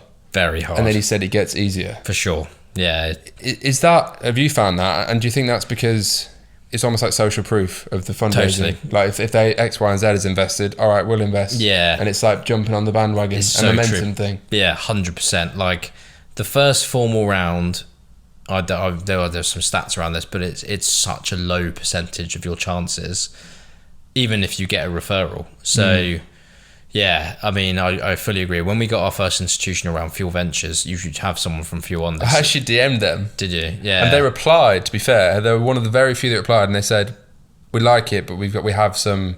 They got quite a lot of e-commy stuff. They said it would be a conflict of interest. They got a lot of e-commy stuff, yeah. Because they post like memes on LinkedIn, which I thought was quite interesting. Hilarious. It's quite an interesting way of doing it. I'll intro you to someone there, and you should try and get someone. Someone on actually DM'd me because I put on my story, which I never do, asking for questions for the pod. And by the way, I'm not using any of them because I don't even know why I asked. But someone did say, I think they're a founder of something, and they said, "What's it like working with Fuel Ventures?" Because they obviously knew. They're amazing. Yeah, they're amazing. They're just brilliant. They're like, I won't go into details on people, but they are all awesome, and they are very, very raw. And with all relationships, I wouldn't say I've had ups and downs, but there are some challenges. Obviously, that's just the way it goes. But like, they're just awesome. Yeah, they're cool. And Guinness, who are other VC investors, were world class as well. So like, you can get bad VC investors. There's no question. I've definitely heard some horror stories as well. But the two I had were just amazing. But I can't remember what the original question was. Like, no, was it only ever two investors?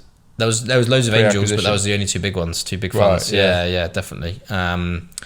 So yeah, the question was, does it get easier? Does it get easier? Build yeah. Is that typical? First institutional round is like so unlikely to happen. And I remember when Fuel said yes, I was like, this is life changing, and it was life changing. But like, it's just hard. They have to be so brutal, not because of any personal reasons about what they invest in. They have to make such like serious returns for their investors because they're risk capital. Like, the people that, if I put money into a VC fund, that is risk money of mine. If you put $100,000, £1 million, whatever, you kind of written it off basically, on the hope that obviously one or two of these funds that they put money, businesses they put money into will come off. So not written off, but you know what I mean. So it is really hard to get them to give you your money because their money, because they've got to believe it's going to be $1 billion business. And did they come in? Was that the Series A that was you saying was only last year? Or was that Fuel came into what is called a seed plus round, so like late seed. So they did 2 million into that. And then they did 2 million into our Series A as well. And then Guinness did some, and then we had some angels and some private family offices and stuff like that. And in terms of valuations then, like, I mean, I guess it's probably similar principles with e-com and like software, but where are they pulling? Like, so what came first, a valuation or a number of cash that you needed? And then how does negotiations go? So typically you have amount of money you need, right? You need X to get to this stage, whether that is go from seed to Series A or Series A to B or whatever it might be. So it typically starts with an amount of money. And to be honest, rule of thumb nowadays is after seed rounds is 20%, like 20 to 25%. You're going to give that away. Yeah. Because that is the model that, again, VCs work in. So if you go in, you do get less, don't get me wrong. 15 is that would be a good deal. But like, let's just put the range at like low end 15. So you're getting an amazing deal. High end 25. Okay. It's pretty standard. Like, that's what they're going to take of your business. So if you think of valuations as a full round or per fund? As a full round. Yeah, as a full round. So you think of valuations in two ways. One is optics. Like, if you need 10 million to get to your next stage and you have the fortunate position to be able to raise 10 million for 20%, what's the numbers on that? Terrible. 50 million. You're valuing your business at 50 million. There you go. Like, that's just an optics thing. It's not valued at 50 million. What's optics mean? Optics is like the numbers just need to work because they know you need to raise more money later. Right. They can't come along and buy half your business for 50% because you'll never raise money again. So you've got to get like like I said, the optics, it to look right basically. Yeah. And then otherwise you obviously get people to negotiate deals down in terms of valuation and stuff like that. And then it just literally becomes like any other negotiation basically. I think it's valued at 15 for these reasons. We think it's valued at 12 for these reasons. All right, meet me in the middle at 13. No, yes, blah, blah, blah. You just get, if they want to do a deal, they want to do a deal, and that's what it always comes down to. They've got to want to do the deal. And would a founder ever typically take money off the table in rounds? Usually Series B onwards. That's like the rule of thumb. It can happen before, but like Series B, you're raising 10, 15, 20, 30 million, whatever the number is. Like you said, I'd like £1 million, thank you. I've been doing this for 4 years. Just de-risk, yeah. And nowadays, that is not normal, but like it's almost, if I was in the VC shoes, I'd encourage it. Because people always have the argument, well, the founder's got money, therefore they're not going to turn up every day. Well, no, they're probably like married with kids and have a life they need to build, and they still want to do their business. They just need to like pay some bills, and they've been paying themselves next to nothing for 5 years. So I would encourage it. If I was running a fund, like I would say Series B onwards, take an amount off the table which gives you comfort, but still encourages you to crack on, obviously. And just on that side of it, I've got so many questions out for the back of this, but like salaries for founders, when you get like private money involved, like do they, because I mean even for me, like I was saying to like my mates, so I'm going to pay myself something, I mean like probably literally like $3,000 a month, like I've got savings and stuff, whatever. But like I feel like I have to, otherwise it's not indicative of what I would pay someone else. I mean I'd probably pay someone else more, but I'll just literally cover my bare costs. Exactly.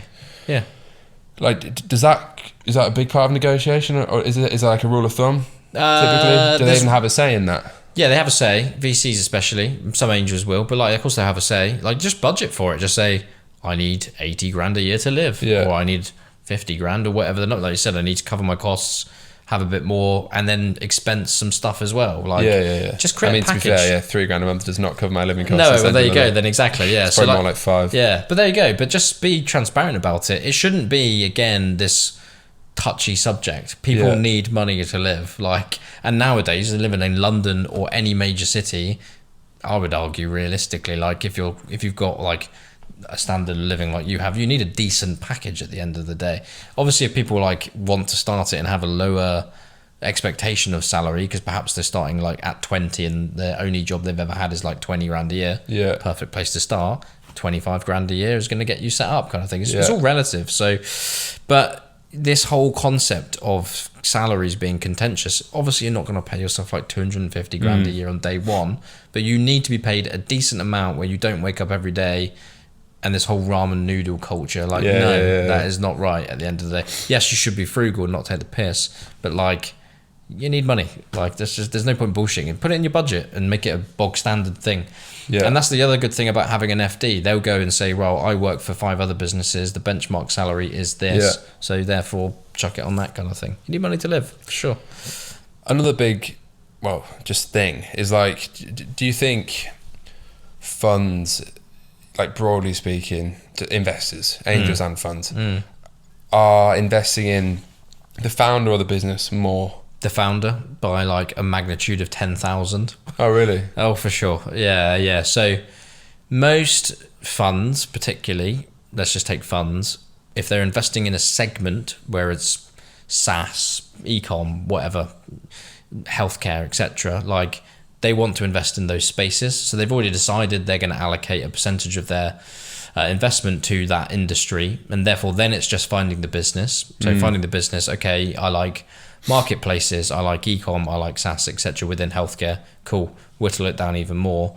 Okay, there are only 20 decent companies. There are only an amount of companies that are decent in these spaces that are worth investing in. Okay, let's go and meet all of those. Okay, well, what's the anomaly that's actually going to get you to invest? It's not the business, it's not the space, because you've already made all these conscious decisions that you're going to be in that. It is the individual who is going to drive the business. And I have spoken to, I don't know, close to 200, maybe 300 plus angel investors in my life, 100 plus, 150 funds at least. They all say we back the person behind it, whoever it is the founder. That's what needs to work to get us to actually write the check. Because the rest is, I'm never going to say it's like pure tick box, but like I said, industry, yes. Space, yes. Fast growth, yes. Cool, we're going to write this check into this. Do we believe this person will get this business to this stage? Yes. Release money, like after all the legal stuff, obviously. They've got to believe in you. They've got, people, we all, like we're talking about teams, if you're going to build $100 million e-com business, you're going to do it through people. You're not going to do it through anything else. So they've got to believe you can go on that journey. in your experience, what, I mean, it's like such a corny question, but like, is there certain things that you've seen in other founders and yourself that people resonate with, or funds resonate with and like? Conviction. Yeah. Whether that's, normally it's in yourself, in your space, and in what you're trying to do. Like, most of the people, when I ask for feedback, like, why did you invest, or have a chat with them, like have a coffee with them now, they were like, you believed so much in what you were going to do, and it was very clear just being around you, nothing was going to get in your way, and you were open to learning. To be fair, that's probably the other thing. Like, you were very, very pro feedback and took that feedback on and made like adjustments to how you operate. Those were the things that really, when I was like, within 3 minutes decided I would invest, basically. And then after, because that, you know, it's like if I was investing in a founder, which I've invested in 6 or 7 businesses now, or a business, is always the person that gets me across the line. So I've seen it on the other side now. Like, yeah, that's what I mean. So it's like, you know, individual characters are going to do whatever it takes to get something done and go on the journey, which is such a critical phrase. That's what's going to get you to part with the cash, basically. Yeah. And because I actually have a friend I went to uni with. I think he was a year above originally. And now he works in a big fund. I won't say his name or the fund. Yeah. And I was kind of speaking to him because we had like a drink a few months ago, and he's now starting his own e-com brand, which I've been helping him with a little bit. But and he sees like the inside of all these deals and shit. I just thought it's fascinating. Yeah. He was telling me loads. But the people making the decisions in these funds, like, are they just Durham graduates, or are they like entrepreneurs? Do you know what I mean? No, I've always found it, like, in my limited exposure to that, it seems kind of ironic that potentially, like, I don't know, a PPE graduate is making a decision on an entrepreneur when they've never been in the trenches themselves. Yeah. Or is that not always the case? No. Yeah, there's mixed bag. So you basically, in some funds, like you said, there are lots of people that have not got a clue, even remotely, or have literally just graduated college or whatever, trying to evaluate businesses and having these meetings. I don't mean this offensively to anybody, but like, if you have a meeting with someone like that, you just shouldn't have the meeting, basically. Yeah. And it's not because you're being an arsehole, it's just like, they are just researching in reality. Like, they are not there looking for investments. They are trying to meet founders, trying to get experience, trying to find out for a portfolio business who else is around. Yeah. They are just researching, and that's exactly what they're there to do. Yeah, everyone starts somewhere, don't they? Exactly, yeah, precisely. So you do get that.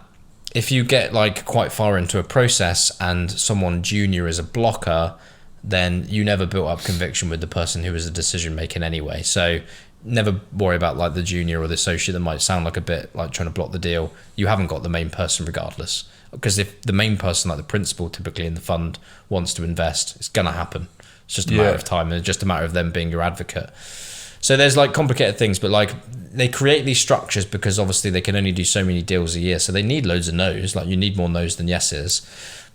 The main thing is that there are almost like 2 types of funds. One is founder started, so you've run 1, 2, 3 SaaS businesses, software businesses, e-com, successful businesses, and then used your capital to start a fund. Like a family office. You're an entrepreneur. No, even if you're like Andrew and Horowitz, they're 2 founders. They're not like just investors, so to speak. Yeah. They know and have been on the journeys, but they've also brought in a load of, like you said, MBAs, grads to build out their functions. Like they, you know, if you get in a meeting with them, they're going to invest based on gut feel because they know you can go on the journey. If you come across someone who's a principal, as in the senior in a fund, but they've never built a business, it is harder to have the conversation honestly with them, because you know that they're not stupid. They're obviously very intelligent, but they will look at the spreadsheet, and that they'll be guided by the spreadsheet. And like I said, like, that's why you need both documents. The spreadsheet gets you ticks in the box. The pitch gets you across the line. And so there's no right answer to this, or like no like concrete thing. But I prefer, if I was working with a fund, for them to be like from an entrepreneurial background, or have lots of entrepreneurs in residence, to keep the checks and balances with basically people who are really good at spreadsheets and data. And these funds themselves, this is going to be a 2-hour podcast. I've got so many fucking questions. I find it so interesting. Yeah, it's all good. These funds, I mean, you know, There's one down the road called True Global. You probably know them. No, I don't know those guys. Maybe you don't. I don't know. There's so many. They're outside a gym I used to go to. That's why I mentioned so them. many funds. That's the other thing. There's so many. Yeah. What are the mechanics? If I wanted to start a fund tomorrow, hypothetically, which I wouldn't do because I've not made it yet. But like, are they just literally taking money off private investors, institutional, larger funds? Pulling together, say, 100 million quid, and then deploying it for what, 30% annual return, something like that. That's basically how it works, I know. No, like, yes, in principle, but no. So I'm not like by far a pro in this, but I can talk about two funds that I know how they work. So EIS funds. EIS is in the UK only. If you're an investor, as like me, you, whoever, putting 100 grand into an EIS fund or an EIS business, you get 30% back in tax relief. So literally get 30 grand back. Thank you very much. And if the business goes bust, you get another 25-ish% back. So your downside is next to nothing. You put 100 grand in, you get 30 grand back. Goes bust, you get another 25% back. Again, my mental arithmetic's terrible. Less than half is like, gone basically. So in EIS fund, there's other rules like, ideally the fund would hold the shares for 3 years, because then once the business sells, whenever it is after that, the investors get the returns, capital gains tax free. So there's no tax to pay on the income. So if you make £1 million off an EIS investment and it's after 3 years, you pay no tax on the £1 million, which is amazing for investors. So an EIS fund will have cycles, so it has to invest before the end of the tax year, and then it has to raise money again.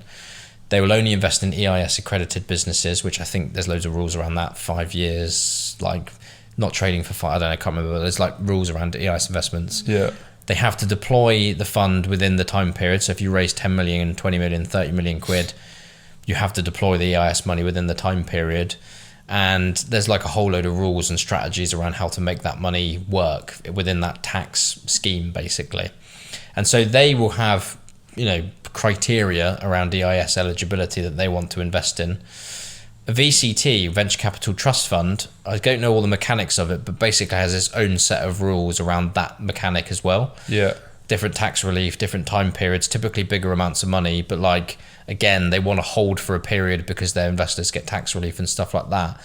And then you get two types of funds. You get evergreen, which means they're always raising. So like you said, it's not 100 million fund, it's just always being replenished. And then you get ones that are actual start and end dates, like fund 1, 50 million, fund 2, 60 million, fund 3, and they just have to deploy that fund, and when that fund's gone, it's gone, kind of thing. So those are the ones I know, but like all the money in the UK, as far as I'm aware, is basically individuals.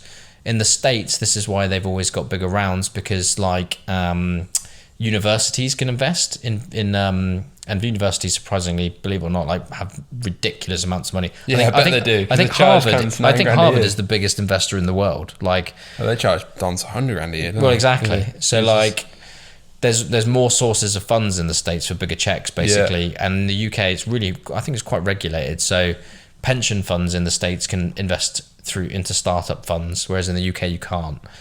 So once that starts to get deregulated, that's when you'll start seeing lots of $1 billion funds in the UK come up, when pension funds can suddenly put all this cash that just sits in like 2% a year growth stuff into startups, basically. So that's like one way of thinking about it, how it works, kind of thing. I actually had lunch with a guy called Andrew Sutcliffe, who I think he founded a fund called Red Rice. I don't know if you heard of him. I feel like I know his name. Like a year and a half ago. Don't know how this came about. But one brand I remember they invested in was Castor Clothing. You heard of them? And I think I don't know loads about them, but they went in when they were doing, I think he said like 3 million revenue or something, and now they're like 9-figure. Because I saw them on like Premier League. Advertising. Like billboards in the stadiums and shit. I was like, fucking hell. It's mad, because obviously, that'd be a huge return for them. It'd be massive, The one thing about funds, and like, I feel like now you read about just like ridiculous multiples, like checkout.com, like I mentioned earlier. I was reading about that yesterday. 40 billion valuation. I don't even know what the revenue is, but it's probably less than $1 billion.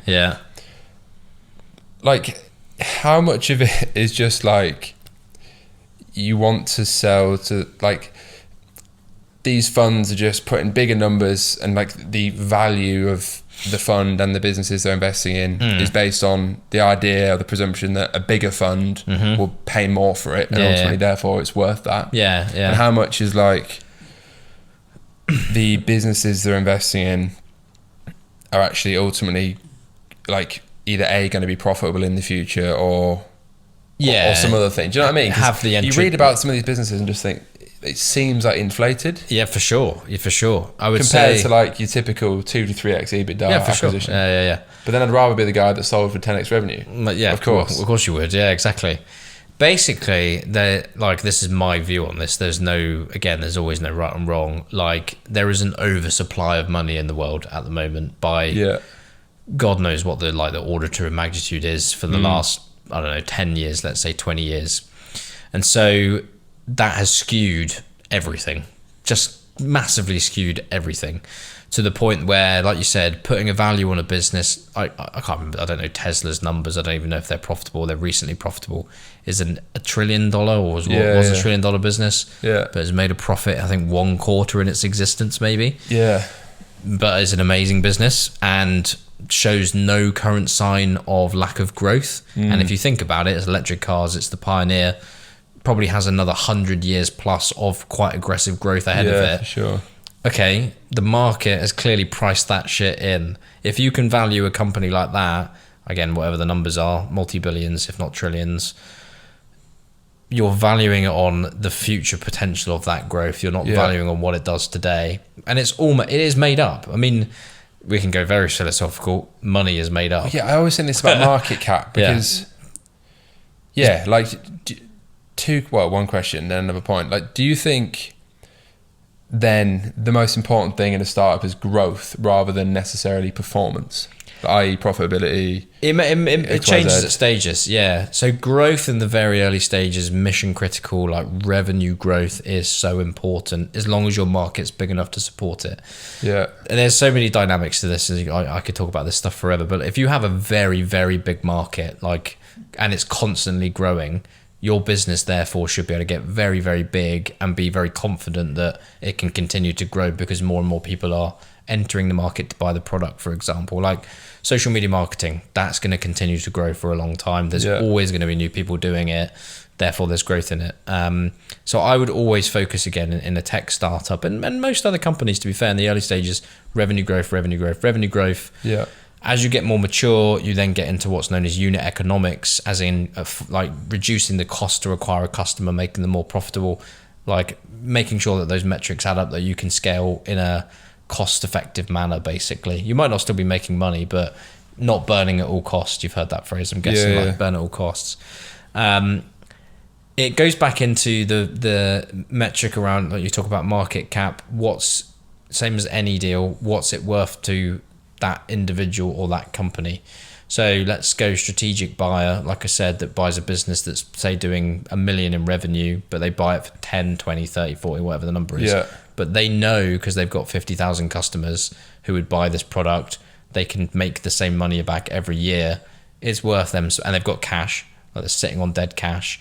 They've got to spend that cash on something. Why not spend the 10 million quid, buy the little startup, everybody's happy, they make the extra money every year for the next 100 years. It's just basic maths when you think about it. So that's where it all comes into play. And it's noise. Like, do the numbers, figure out what works for the business, figure out what's going to work, and let that govern all the decisions, if that makes sense. I would ignore like the market caps, the 10x multipliers or the 50x multipliers. Like, every deal is so different.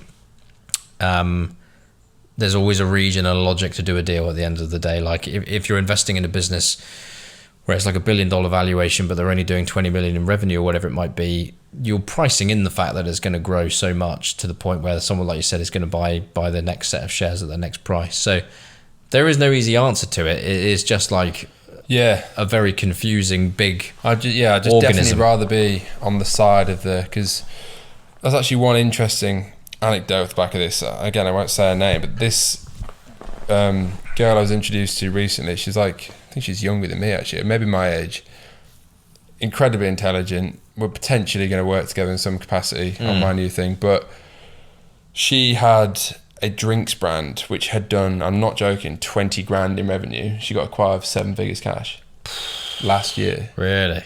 And I was like, A, jealous. Yeah. But B, fucking hell, like, and it was, the definition of a strategic buyer based on what you told me. Exactly. Well, it would be. Yeah, 100%. And it just, I'd rather be like figuring out how to position a business and a startup from the start to potentially be one of those Attract that gets, rather than just what I nearly did in my previous jewelry business, which was sell it for 3x trailing EBITDA, and then they try and fucking chop off everything, and then you're actually selling it for like what the stock is worth. Yeah, almost. for sure. Yeah. Do you know what I mean? Well, the other thing is around that. Take that business for example, is that someone else would have paid a different price for it. You were talking to someone who values it. It was on like Flipper originally. Do you know what I mean? Exactly. Like bedroom shit. Someone would have paid a strategic price for that brand. Yeah. But you just hadn't come across them, kind of thing. I definitely believe that. Like, I've got another business I'm involved in now, and that is almost happening. And I've been saying, slow down, wait. I know this sounds enticing, but like, this could really undervalue what you could create, and just wait another year, kind of thing. So yeah, it's a difficult one, but you know, it's just like timing in life and depends on what's going on. But strategic narrative, and that sounds like a real buzzword, but like building a strategic narrative for your company, both to the investment market, to potential buyers, to the industry, is so important. You're owning a space, you're building a space. Yeah.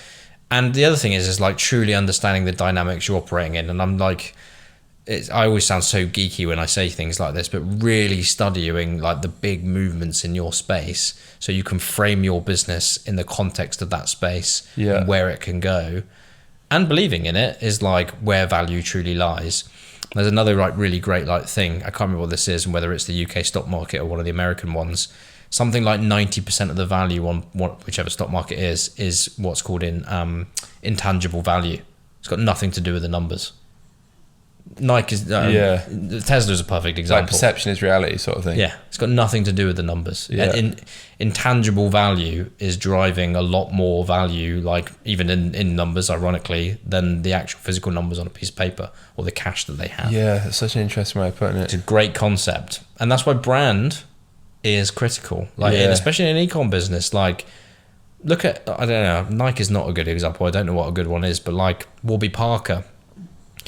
Brand value, whatever value is put on that intangible asset, is why people go and buy the bloody glasses at the end of the day. Like, why do we choose brands over a non-branded product? And why do we pay literally sometimes like 100 times the price for a watch with a Rolex logo on it than something that is literally exactly the same with a different name because we like the brand? So he's got a nice submarine. Yeah, that's cool. But like, that's what it comes down to. It's so complicated, but it taps into like human psychology and stuff like that. So it's weird. Yeah. Right. I want to come on to. I feel like we could speak about loads of different things for like fucking 5 hours, like most pods, but particularly this one because I find it just such an interesting space. Yeah, cool. So obviously, sold the business to Adobe. Yeah. What, 2 months ago recently? Pretty much, yeah. Very recently, I know you can't speak about a lot of the details, but I feel like for a lot of people watching, and myself included, it's like, I don't know, entrepreneurially, it's like winning the Champions League in a way. Yeah, that's a good analogy. Yeah, like, for sure. Just getting a big exit for a business that I guess you A, enjoyed building, and then B, ultimately get to make a lot of money from. And then like it kind of makes the shit worth it, I would imagine. Oh yeah, it's like the most amazing thing, most confusing thing, most intense thing I've ever been through, which like probably sounds similar to doing the Champions League in football, but like it's very surreal and it's not what you think it's gonna be like, and all the moments, like all the good bits and the tough bits, they push you to your like emotional and I would even say like weirdly physical edge as a person. But like that's what a tough M&A process is going to be at the end of the day. Like you say, if you get the great fruits of like the labor and the work you've done, it ain't going to come easy. Yeah. Even if you've put in years of hard work, like I worked very, very hard and still do, but like worked extremely hard in like the first 5 years of the company and before. But like that period, I would say it's like the irony comes back to like the software bit, but like the last 5% is as hard as the first 95. That's exactly how I would describe the journey. So it is incredible. I feel very lucky. I feel like I feel you never feel like, go back to the imposter syndrome thing, you deserve it, but then when you reflect, you get time to say, no, I did put a lot of hours in here. Like I had a lot of turmoil to go through this. I feel like I deserve it. And also so many like of our team have benefited, and obviously our investors, who you just never get there without investors, like in our journey. It's just great. Like I'll never say not conclusion. It's like a new chapter for the company basically. So yeah, mad. Absolutely mad. So how did that come about then? Like, obviously, you 5 years in the business. Yeah. You're at a decent scale. I think your LinkedIn growing. says 70 employees. Yeah, 60-ish employees, give or take. Yeah. We were in a good scale, growing fast. We were positioned really well, like brand and product. We were known. Like, I think one of the things that we did really well and still do is we positioned ourselves like against the Hootsuites quite early in blogs and stuff like that. So we were being referenced against massive players in our space when we were very small. So, you know, we were perceived to be the right business, like at the right time and growing for customers and stuff. And we, to be honest, the key thing is we've got a good product and a good company. Like if you looked under the hood of the company, it's a good business. It's a really good business. And so we made the right signals basically for them to reach out, and it was a very like discreet and I don't know, a reach out that basically didn't give away anything about what they wanted to do. It was much more of a discussion. Like I said, I can't go into loads of it, but like we had loads of just really amazing conversations, which turned out to be obviously where we landed. But yeah, it was very organic basically. It wasn't like a contrived conversation. It was very, very organic. Yeah, you said beforehand it was like 6 months from first contact to completion or whatever. But before that, up to that 6 month point, then before that happened, where was your head at in terms of as a founder? Like obviously the business is going well. I imagine you'd maybe have thought about an exit. Was that on? But like, did you think that was going to be nowhere near time? Now, had you even put a timeline on it? No. So I actively would say as a founder, think about exit probably more than average at the start and in the middle of the journey. Like it was in my mind. The business was always built to sell. Yeah. Never could have been IPO in my opinion. I never wanted to go down that route, but it was always built to sell at some point. Was it on my mind at the time? Absolutely not. We literally just raised like a round of funding, a Series A. So like, definitely not. We just raised that to grow. I'd immediately started like planning after that our Series B. So I was literally in fundraising mode like a week after doing our Series A. And the team was gearing up for sales, like next steps, like product development, etc. So it was really in like the phase of like growing the company. And it just... I was very focused on building the business, like very obviously planning for fundraise, but building the next phase of like the contentcal world, setting our vision for like what we wanted to develop, what we wanted to do. Exit was on my radar, but one of the best bits of advice I got, like again, a few years ago was something, I can't remember the words, but like, if you build a great business, that's what people will ultimately buy you for. And that is the reason you will successfully exit. If you don't focus on building a great business every single day and think a lot about your exit, well, what are they buying? Like, there's no underlying like quality under the hood. Basically, you can't get distracted by the thought of someone coming along one day and buying it. So I really like laser focused on building a great business. Yeah. If I'm honest, going back to all the stuff I've been saying throughout most of this podcast, team and product is so critical because nothing happens without a great team. And no one buys anything without a great product, basically. So it's like really simple, but like that's what it comes down to. So wasn't on the radar, definitely came out of the blue, and was just an awesome like closing of that chapter, and then on to the next one with them, obviously. Yeah. So you closed the Series A previously. I think I read that was like $6 million. $6.2 million, yeah. And then you mentioned like that was already working on the Series B. Like how quick typically then? Very quick. Yeah. Is it like a 6 month you said a 6 month process earlier, I think, to raise money. Fundraising. Yeah. So normally what would happen is you'd raise enough money for say a year to 18 months. Yeah. But nowadays, because growth can be done so much quicker, and because of Zoom, to be honest, like you can meet investors much faster, and people just get through the investment process faster. Rounds were like decreasing in time from 18 months to like literally 6 months, and in some instances like 2 months. It was just ridiculous. Much more in America, but like that meant really that you would run the business, you'd close your round, You'd put the plan in, well, you'd have the plan, but like you'd tweak the plan slightly. You'd get sign off for like the plan from the new VCs and etc. You'd start hitting the ground running. You'd start hiring straight away. It always takes time, so you know it's going to take you 3 months to like get the next set of hires in to do the growth.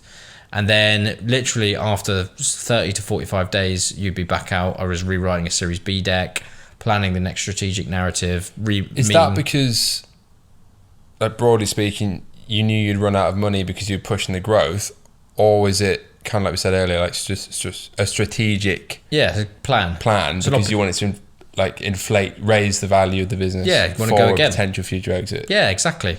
Like, what's the point of waiting 18 months if you can do the same thing in 6? Yeah. That's basically what it comes down to. And that takes a mindset adjustment massively. Like, 18 months, right, you want to hire 40 people. Well, can't we hire 40 people in 2 months? Just need to hire 2 recruiters to hire 40 people. Yeah. It's going to cost me a bit more money, and therefore I'm going to run out of money a little bit faster. But like, if I want 40 people, I just need to do it faster. I just don't need to wait 18 months. That's hard, but like, if you want to generate 10,000 new leads, back to your like Facebook maths, you can spread that over 18 months, or I spend it in 4 months and get 10,000 leads. Like, what's the point of waiting if you've got the scale? So it's all about condensing the growth plan. But like I said, going back to the business modeling, your burn is going to increase massively. So you've got to be comfortable with the fact that you're going to burn theoretically what might be seen as 18 months cash in 6 to 9 months. And then you've got to learn how to explain that, obviously, and stuff. Yeah. So, and is the business growing at the same speed that the like payroll is growing? Or is it not? This must no a stupid question. Yeah. No, not at all. Like, and is it expected to catch up though? No. Or is it? Well, it depends on the business, but like percentage-wise, what's the objective of hiring them? Is revenue growth month on month. Yeah. 10, 20% revenue growth month on month. Cash burn, there's a ratio you should work to. I can't remember what it is off the top of my head, but like, yes, you should have a controlled cash burn, but like revenue growth, and then it's just investor interest. If you have the right investor 3 to 6 months after you've done your Series A who wants to invest, and back to our like pricing in, is willing to price in a slightly inflated valuation but wants a slice of the business, they'll just pay the price. They'll just pay for, they'll say, you've just raised 6, I'm going to give you 12. I don't care if the value's tripled in 6 months. You've got it working. Let's carry on, basically. If you on the flip side, like if you don't hit the metrics, and we weren't perfect, but like no businesses, but like if growth is not as fast as you'd expect, then you just slow down. You just say, right, slow down hiring, slow down spending. That reduces cash burn. That buys you an extra 3, 4, 5 months, however long. You just continually manipulate that. So are the investors giving you XYZ KPIs to hit in other way around 12 months time? Other way around. You are giving them KPIs as to what you can hit with the resources and the money you've got. And are they realistic, or are they inflated for? You give a high, medium, and low. Yeah. It's like, this is the thing. Dragon's Den, for like my junior years of my life, which I love the concept of, makes investors look like a very certain style of people. Yeah, it does. Well, they've got the new one now. Yeah, exactly. And Stephen Bartlett, to be fair, so I've met him once on like did a Zoom thing and stuff. Good guy. Good for him to be on there because they need a new generation. But like, they are not there to run your business and tell you what your objectives are. You are there as a management team to tell them what you think you're going to achieve. You're going to give them a range. Investors are there to give you money to achieve those goals. You're the one driving the business, not them. So like, yes, they can push you, and they should push you. They should say, you're not ambitious enough. Like, push your like high number up a bit further. Cool. Because you want to be ambitious at the end of the day. But like, you're there to run the company. So you're going, this is what I'm going to achieve within this year. This is why you're giving me the money. This is what I'm going to invest. If you want me to achieve 10 times more than that, then I'm going to need another 3 million quid or whatever. Yeah. And if you won't give me that, then I have to go back out to market and raise. There's loads of dynamic conversations like that. But like, the CEO runs the business. The investors don't run the business. Did you hire a CEO, by the way? No, I was CEO. Yeah, exactly. But like, that's the most important thing to remember throughout this. Like, you're in the driving seat. Everyone else is here to support and facilitate your mission. And that's the way it should be. They might challenge you, and they should challenge you. But like, you're driving, you're beating the drum, basically. Did you found... Slightly different angle question. Did you find it got more stressful as a result of, there's more spending power, more funding coming in, more ultimately employees to pay, etc., or less stressful because you've gone from ultimately being a very scrappy startup where you don't know if you can fucking eat next month to having millions available to spend. Which was more stressful and why? Or are they different in other ways? Different. I would say, if I'm honest, so they're definitely different, but I would say the seed stages are more stressful, but it mainly comes down to experience, that you don't really know what you're doing. So like, again, going back to like basics, put controls in. So create a budget, stick to the budget, tweak the budget if you need to spend more. Like, they all sound like things that are controllable. Whereas if you're seed stage and you've just raised, like a bit like you're saying, 250 grand, and you're not really sure how you're going to spend it, so you might spend a bit here and a bit there and tweak it and do it. Yeah, I know, because I know you're doing it, because that's what you're doing. Like, create a budget and plan it, and then if you need to spend another 20% more, at least you've got something to judge it and challenge it against a little bit, rather than being like, I'll just double the budget because I know I'm going to get the next set of leads. That might be the right thing to do, but you're reducing cash burn, or increasing cash burn and reducing cash balance. So creating controls around things, and sometimes these are arbitrary controls, like you can do whatever you want at the end of the day, but like something to benchmark yourself against, that's what's important. So when you get into linking that back to your question, to the later stages with the bigger amounts, you have to put controls in. Yeah. Like, if a VC invests in your business, they will say you can't spend over 25 grand or whatever number it is without approval. Yeah. So you go, I need to spend 25 grand a month on Facebook ads. So they'll say, yeah, cool, spend 25 grand on Facebook ads. You then say, I now need to spend 50. They'll go, not spending 50 because I can see if I put that into the cash flow, you run out of money 4 months way earlier than planned. Yeah. And this is what your FD is doing. Yeah. So they go, why don't you spend 30 instead of 50? You won't get the same growth, but you're going to have the right amount of money. Yeah. And then we can also say, we'll fund the next stage of your growth, and we need those 3 months to raise the money to do that as well. So you're just collaborating, basically. It's way more collaborative than people think. It's not about instruction. Yeah. Interesting. And then on the obviously deal side with Adobe, then, like, obviously you start speaking to them, whatever. I mean, these are literally like layman's terms questions. It's probably what most people would ask. But like, does he obviously gets to a point where they express interest in acquiring you, and you think, oh, potentially going to get loads of money, whatever. Do they literally just, this is what we're offering, or do they, like, how does that work? Like, in terms of negotiation, like, whose court is the ball in at this point? Oh, like, theirs or yours? It's a hard one. Let's remove us and just put it into normal deal context. Yeah, it's very hard to predict who truly controls the conversation and the value and the deal, and neither party knows, I would say. So again, let's forget a contentcal Adobe, but like, let's just think about a deal. If somebody wants something and you've got it, and you kind of want something, but it's not really necessarily right now, and you're not really sure, but you've got the good thing, so to speak, who holds the cards is so hard to predict. You never know where you stand. And I would say, again, I can't remember which, I was watching one of your podcasts, there was a guy who does a lot of M&A. Nick. Deal dynamics is the phrase, and it is the most complicated thing, again, I have ever been part of. Like, who's, like you said, in control firstly, but secondly, every meeting you have and every new person who's introduced suddenly introduces like this new complexity that you've got no idea. Are they more important than the person I was speaking to? Are they less important? I've suddenly been introduced to this new FD. Do they now get to cancel the deal if they feel like it? Yeah. Deal dynamics is what really drives it. And so there's another guy you should have on here actually called Wes, who like advised us on our deal, who's a legend. Yeah, definitely. You should definitely get him on. But like, he talked a lot about deal dynamics to me and coached me all the way through the deal. Like, you're never going to know the answer to your question, basically. Yeah. So you'll know in hindsight, but like was that stressful or exciting?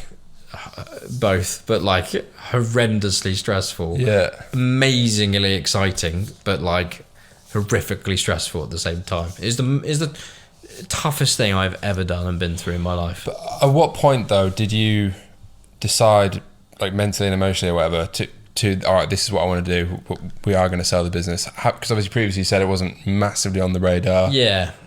Like, was there a tipping point? And then when that happened, how does that change how you're running the business? Do you suddenly feel less committed or more committed because you want to get it over the line? Yeah, well, all of that. Like I would say, my personality is the commitment is always high. Like even now, when I still run contentcal, like I own the thing. So and my commitment to Adobe and the promises that we've made is almost 10 times higher. Like similar to when you've taken money, I've promised things to us as a combined organization for our people, our business, that we're going to get it done. So that's all good. But like,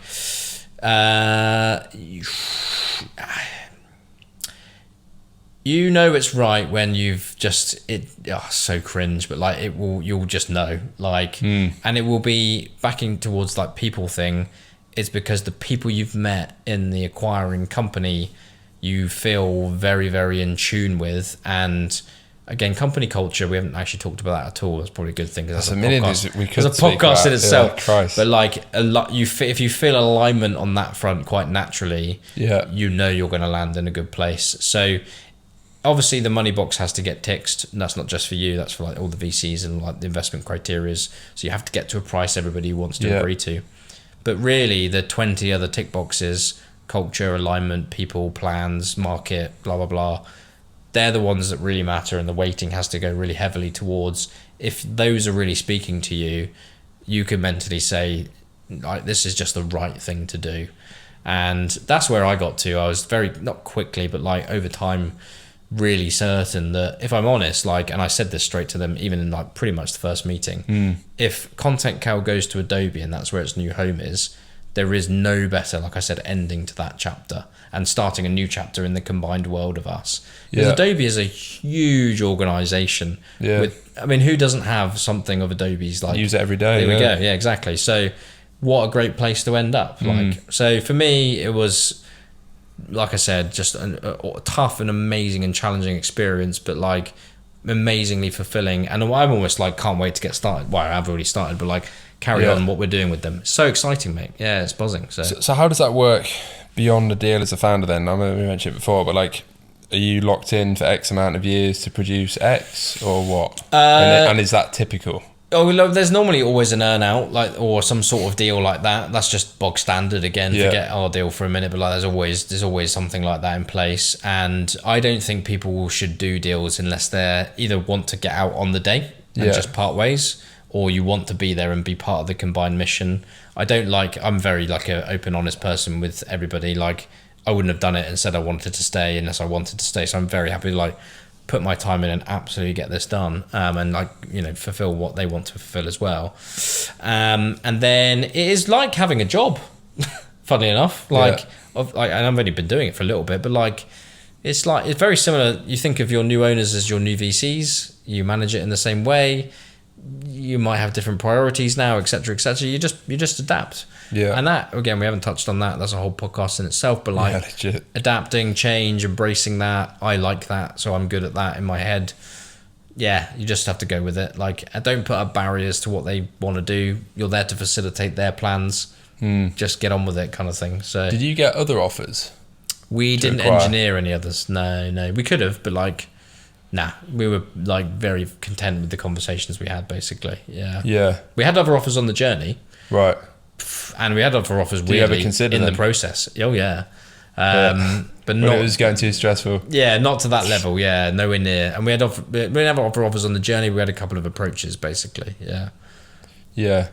And then, like, also when, I mean, I kind of touched on it in the episode with Nick about M&A broadly. And obviously we can't go into the details of your deal, but I mean, like, how does I'm just asking questions that I want to know, because I want to be there in a few years' time. Like, you obviously hear different anecdotes about how you realise that money doesn't matter when you sell a business, whatever. But like, how was that?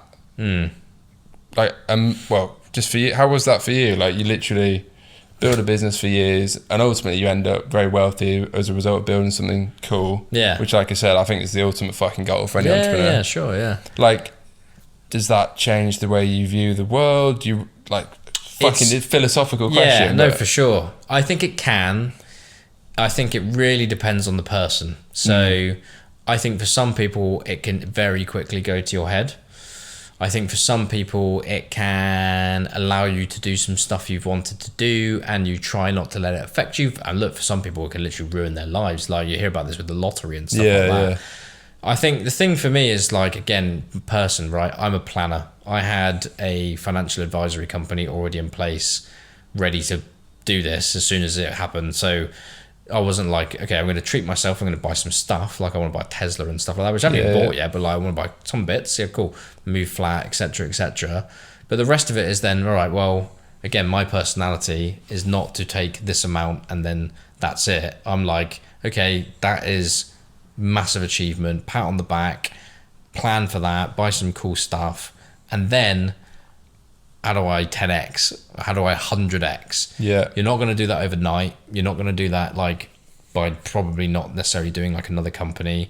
You're not going to do it by investing in passive stuff at the end of the day. Like you need to take some risks. So that's how I've tried to think about it. Like my philosophy again around that stuff is professional like goals and things you want to achieve, personal toys and adventure, have some stuff you want to fuck around with, and then give back like charity, helping causes out that you believe in. Again, all a bit like you said, philosophical and cringe, but you've got to give back to the world in some way, shape or form. So lay the groundwork for yourself to control what that could look like, and just basically make sure that you feel comfortable with whatever your like next phase of life is. But one thing I will say is like I'm a very, not ashamed to say this, money matters in life massively. Like that you don't need to have aspirations to be a multi-gazillionaire.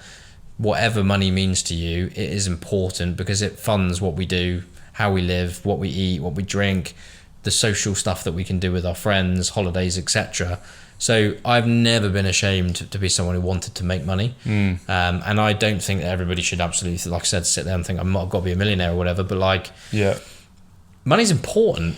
You know what, like one thing I will say, just sorry to cut you off, is I had a profoundly new respect for money when I went from feeling like, you know, obviously it wasn't on the same level as you by any means, but I was being like, in hindsight, I had a fucking Ferrari when I was 24. Financed heavily. You were 22 though, to be fair, but like I have a newfound respect for money, which I actually think makes me a much more dangerous entrepreneur now, because I don't know, like I've had a little taste of it, and then I've experienced what it's like when you can lose a lot of it very quickly. So yeah, and I didn't have that before. I mean, I came from a normal middle class family, whatever. I don't come from money, but I also didn't come from fucking starvation either. So probably like most people, really. But yeah, I definitely have a much bigger respect for money now. Well, when it happens to you, even again, even with smaller amounts, so different. You'll be so different. Like trust me. So think of it as like an empower, like you've been given an incredibly lucky and empowered position in life. What can you do? Like you said, almost to like respect it and use it for something which is great and have some fun like at the end of the day. So yeah, it's weird though. I mean, look, it's also just awesome, right? Financial freedom is very exciting and cool place to be in life. So yeah, you don't want to get too serious. Of course, you got to go and buy some cool stuff at the end of the day, like I said. But like it's a weird one. Still haven't got my head around it. I'm still doing it mentally. Did you, this is like one of those weird fucking stereotype questions, but do you find people that weren't your friends before? Is it any of that at all? A little bit. Maybe that's not the right way to phrase it. No, I know what you mean. People that maybe didn't give a fuck about the business, that suddenly become your best mate. I used to be contentcal's biggest customer, all this XYZ. Not too bad. I've been pleasantly surprised. I've had one or two, but like not as much as you'd think. But at the same time, I haven't. You look at my Instagram and stuff like that. I don't shout about stuff that much. So like, people probably don't know where my world has landed up, if that makes sense, and I'm cool with that. There's nothing. I've got nothing to like show or hide, so to speak. But like, got the classic style of like black zip hoodie. Yeah, from Marks and Spencer's, cost me like 16 quid. No Gucci. No, exactly. So yeah, I don't know. Like not yet, but I'm sure it will happen. And also, the other thing to bear in mind is like I'm in my 30s. I've hopefully got like a long life and career ahead, right? So like, yes, I'd like to be able to continually build, your lifestyle adjusts, etc. And I want to be able to help people achieve what they want to achieve. But like, I'm not like someone who just like give something for nothing. And I've never had that. Similar to you, I'm not from like super mega wealthy family background. Yeah. I've worked very, very hard. I've had some lucky breaks, but I've like worked really hard for what I've got, and I've learned so much, and that's been a great experience. So I'd like to empower more people to do that. But yeah, no Gucci yet, basically. Yeah, that's cool. There's a few points I want to go into before we wrap up, because it's been like 2 hours already. But what was the hardest or darkest day of the journey getting to, obviously we've talked about like kind of that succession point. Can you pinpoint a worst, maybe not day, but a period where you thought, fuck me, this ain't going well? For sure. Oh God, countless. Yeah. Like, so I wouldn't like no day, but like transitioning business models from agency to software was so hard.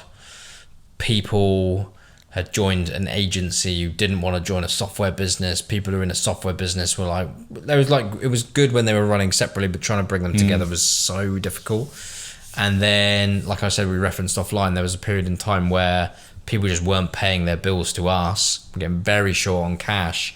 And I was young and naive around how to manage that. And that was so stressful. Yeah. So all that sort of stuff is just, now I look back, unnecessary stress. Like, always with hindsight, you know how to deal with it. But like, yeah, oh my God, I would say there's probably a handful of like 5, what I would call real moments of awfulness. Yeah. And so, yeah, there's no plain saying. There's loads of obviously up days and bad days in general attached to that. But oh mate, yeah, definitely like a few things in time where you just think, why didn't I ask for help? Why did I do it that way? Basically. Yeah, for sure. And what do you think is next then? Because obviously, like you said, you're still fucking young. Yeah, well, like, obviously, like contentcal for the next few years. For sure, like make this integration unbelievable with Adobe. Work really closely with them and do that for as long as that like makes sense. Yeah, and is exciting. That's the main thing. Investing in startups already, like paying that forward, giving that back, like wanting to use, like I said, the capital I've got to accelerate other people's journeys, and also part like my wisdom and knowledge, if you like, to make sure that happens as quickly as possible for them. There's nothing more satisfying than watching other people succeed and grow. That's my like thing anyway. Do some like charitable work, not really sure what that looks like yet. I think that's really hard to just like jump at. Want to do meaningful things for the right causes, so definitely put some time and effort into that. And then long term, I think a fund is potentially in the offing. I haven't really thought it through at all. I've got like the potential name for it, and I know like the angles and stuff I might want to pursue. But I think if you want to scale like my journey or what I feel like I've been able to do and the goodness of that, a fund is basically, and now I suddenly see why so many people do it, the best way to do that, because you can back lots of great people. And you'll hear that like throughout this pod if you listen all the way to this point. But like my thing around empowering people to be successful, be good, and like this whole like scale yourself, scale management, etc. The ultimate way of doing that is like fulfilling entrepreneurs' dreams, because when you fulfill one entrepreneur's dreams, you're fulfilling like potentially 10, 100, 200, 300, if not 1,000 other people's like career paths, their goals, etc. There's something super fulfilling about that basically, and does good for the world. So do you think you'd run another startup? That one, not decided. That's definitely a serious contender. So if it's not a fund, it would be that. I think that like that's a bit like you've had a number one album and can you have another one? Yeah. I think it's harder than people make out. Definitely wouldn't rule it out, but like, yeah. It's quite, you don't see that, although like, let's take a famous band that's had loads of number one albums. There's a lot that haven't. Yeah. So doing another startup tech, like startup pure play, straight up running it, etc., wouldn't rule it out. But yeah, got to be right basically to do it. You're starting a podcast, so you said. Starting a podcast, definitely. Yeah, that's coming soon, Venture Wisely, and just want to meet and network and do more stuff like this. Share the journey along the way for the next few years and make the Adobe vision happen. So yeah, like that's the immediate plan, and not fundraise for a bit. Like this will be the first time in my adult life, professional life, where I don't have to actually fundraise for a while. Get the blood pressure down. Yeah, exactly. Yeah, try and take some holidays. Yeah, geez, I feel like we could have gone in a billion different angles, which is always a good sign when we get to 2 hours, and I feel like I've asked half of what I wanted to speak about. But final question, and which I always ask now, you could probably say quite a lot, is it's cheesy as fuck, but it's useful. Yeah. If you could give advice to your, I don't know, early 20s self, I guess, when you got started, broadly speaking. Like life-wise and entrepreneurship-wise, maybe if you had to pick like 3 things, what would they be? Because I feel like you're well placed to actually give that advice to my audience. Firstly, back yourself. If you really, really, truly believe in whatever it is you're going to do, like you've got to really believe it. Not as in, I just want to make it. Like really believe whatever you're doing is worth doing. Go for it. Secondly, cut the ego. You're not that good. Like you're not that good at whatever you think you're good at. And actually, even if you are really good at something, back to all the stuff we've said, you need to bring other people in to help you along the way and to scale. So just surround yourself with amazing people and learn as much as you physically can. And then thirdly would be like, be really open-minded along the way. I think one of the things that I didn't like so much when I was younger, and I've embraced a lot more as I get older, is other people's opinions on the right thing to do. And even if they don't like come out to be the choice that I make, and I back myself instead of someone else, like getting other people's opinions on stuff has opened my eyes up to so many different like learning experiences, and sometimes doing things I don't agree with, which turns out to be the right way to do it. You just learn so much that way. So don't be afraid to like embrace other people's points of views that you just don't agree with, but you test and learn from it basically. So they would be my 3. But like business wise, go for it. Like I said, back to my first one, back yourself. Like if you really believe in something you want to go for, there's never been a better time to try. So give it a go. Yeah. Right. Well, that said, cool. Yeah, Jesus Christ, I really enjoy this pod. This is why I started doing this pod. Yeah, man, it's cool. Particularly episodes like this where, I mean, I get a lot of guests on, obviously, but someone that has actually built and exited a business, which is what I'm trying to do, and it's probably what most of my mates are trying to do. A lot of people watching. But yeah, it's fucking sick. It's great to chat. If you like the pod, subscribe. There's plenty more episodes coming. I got a load in the pipeline. Sick. And yeah, catch you in the next one. Cheers for watching. Thanks, mate. Cheers. Peace.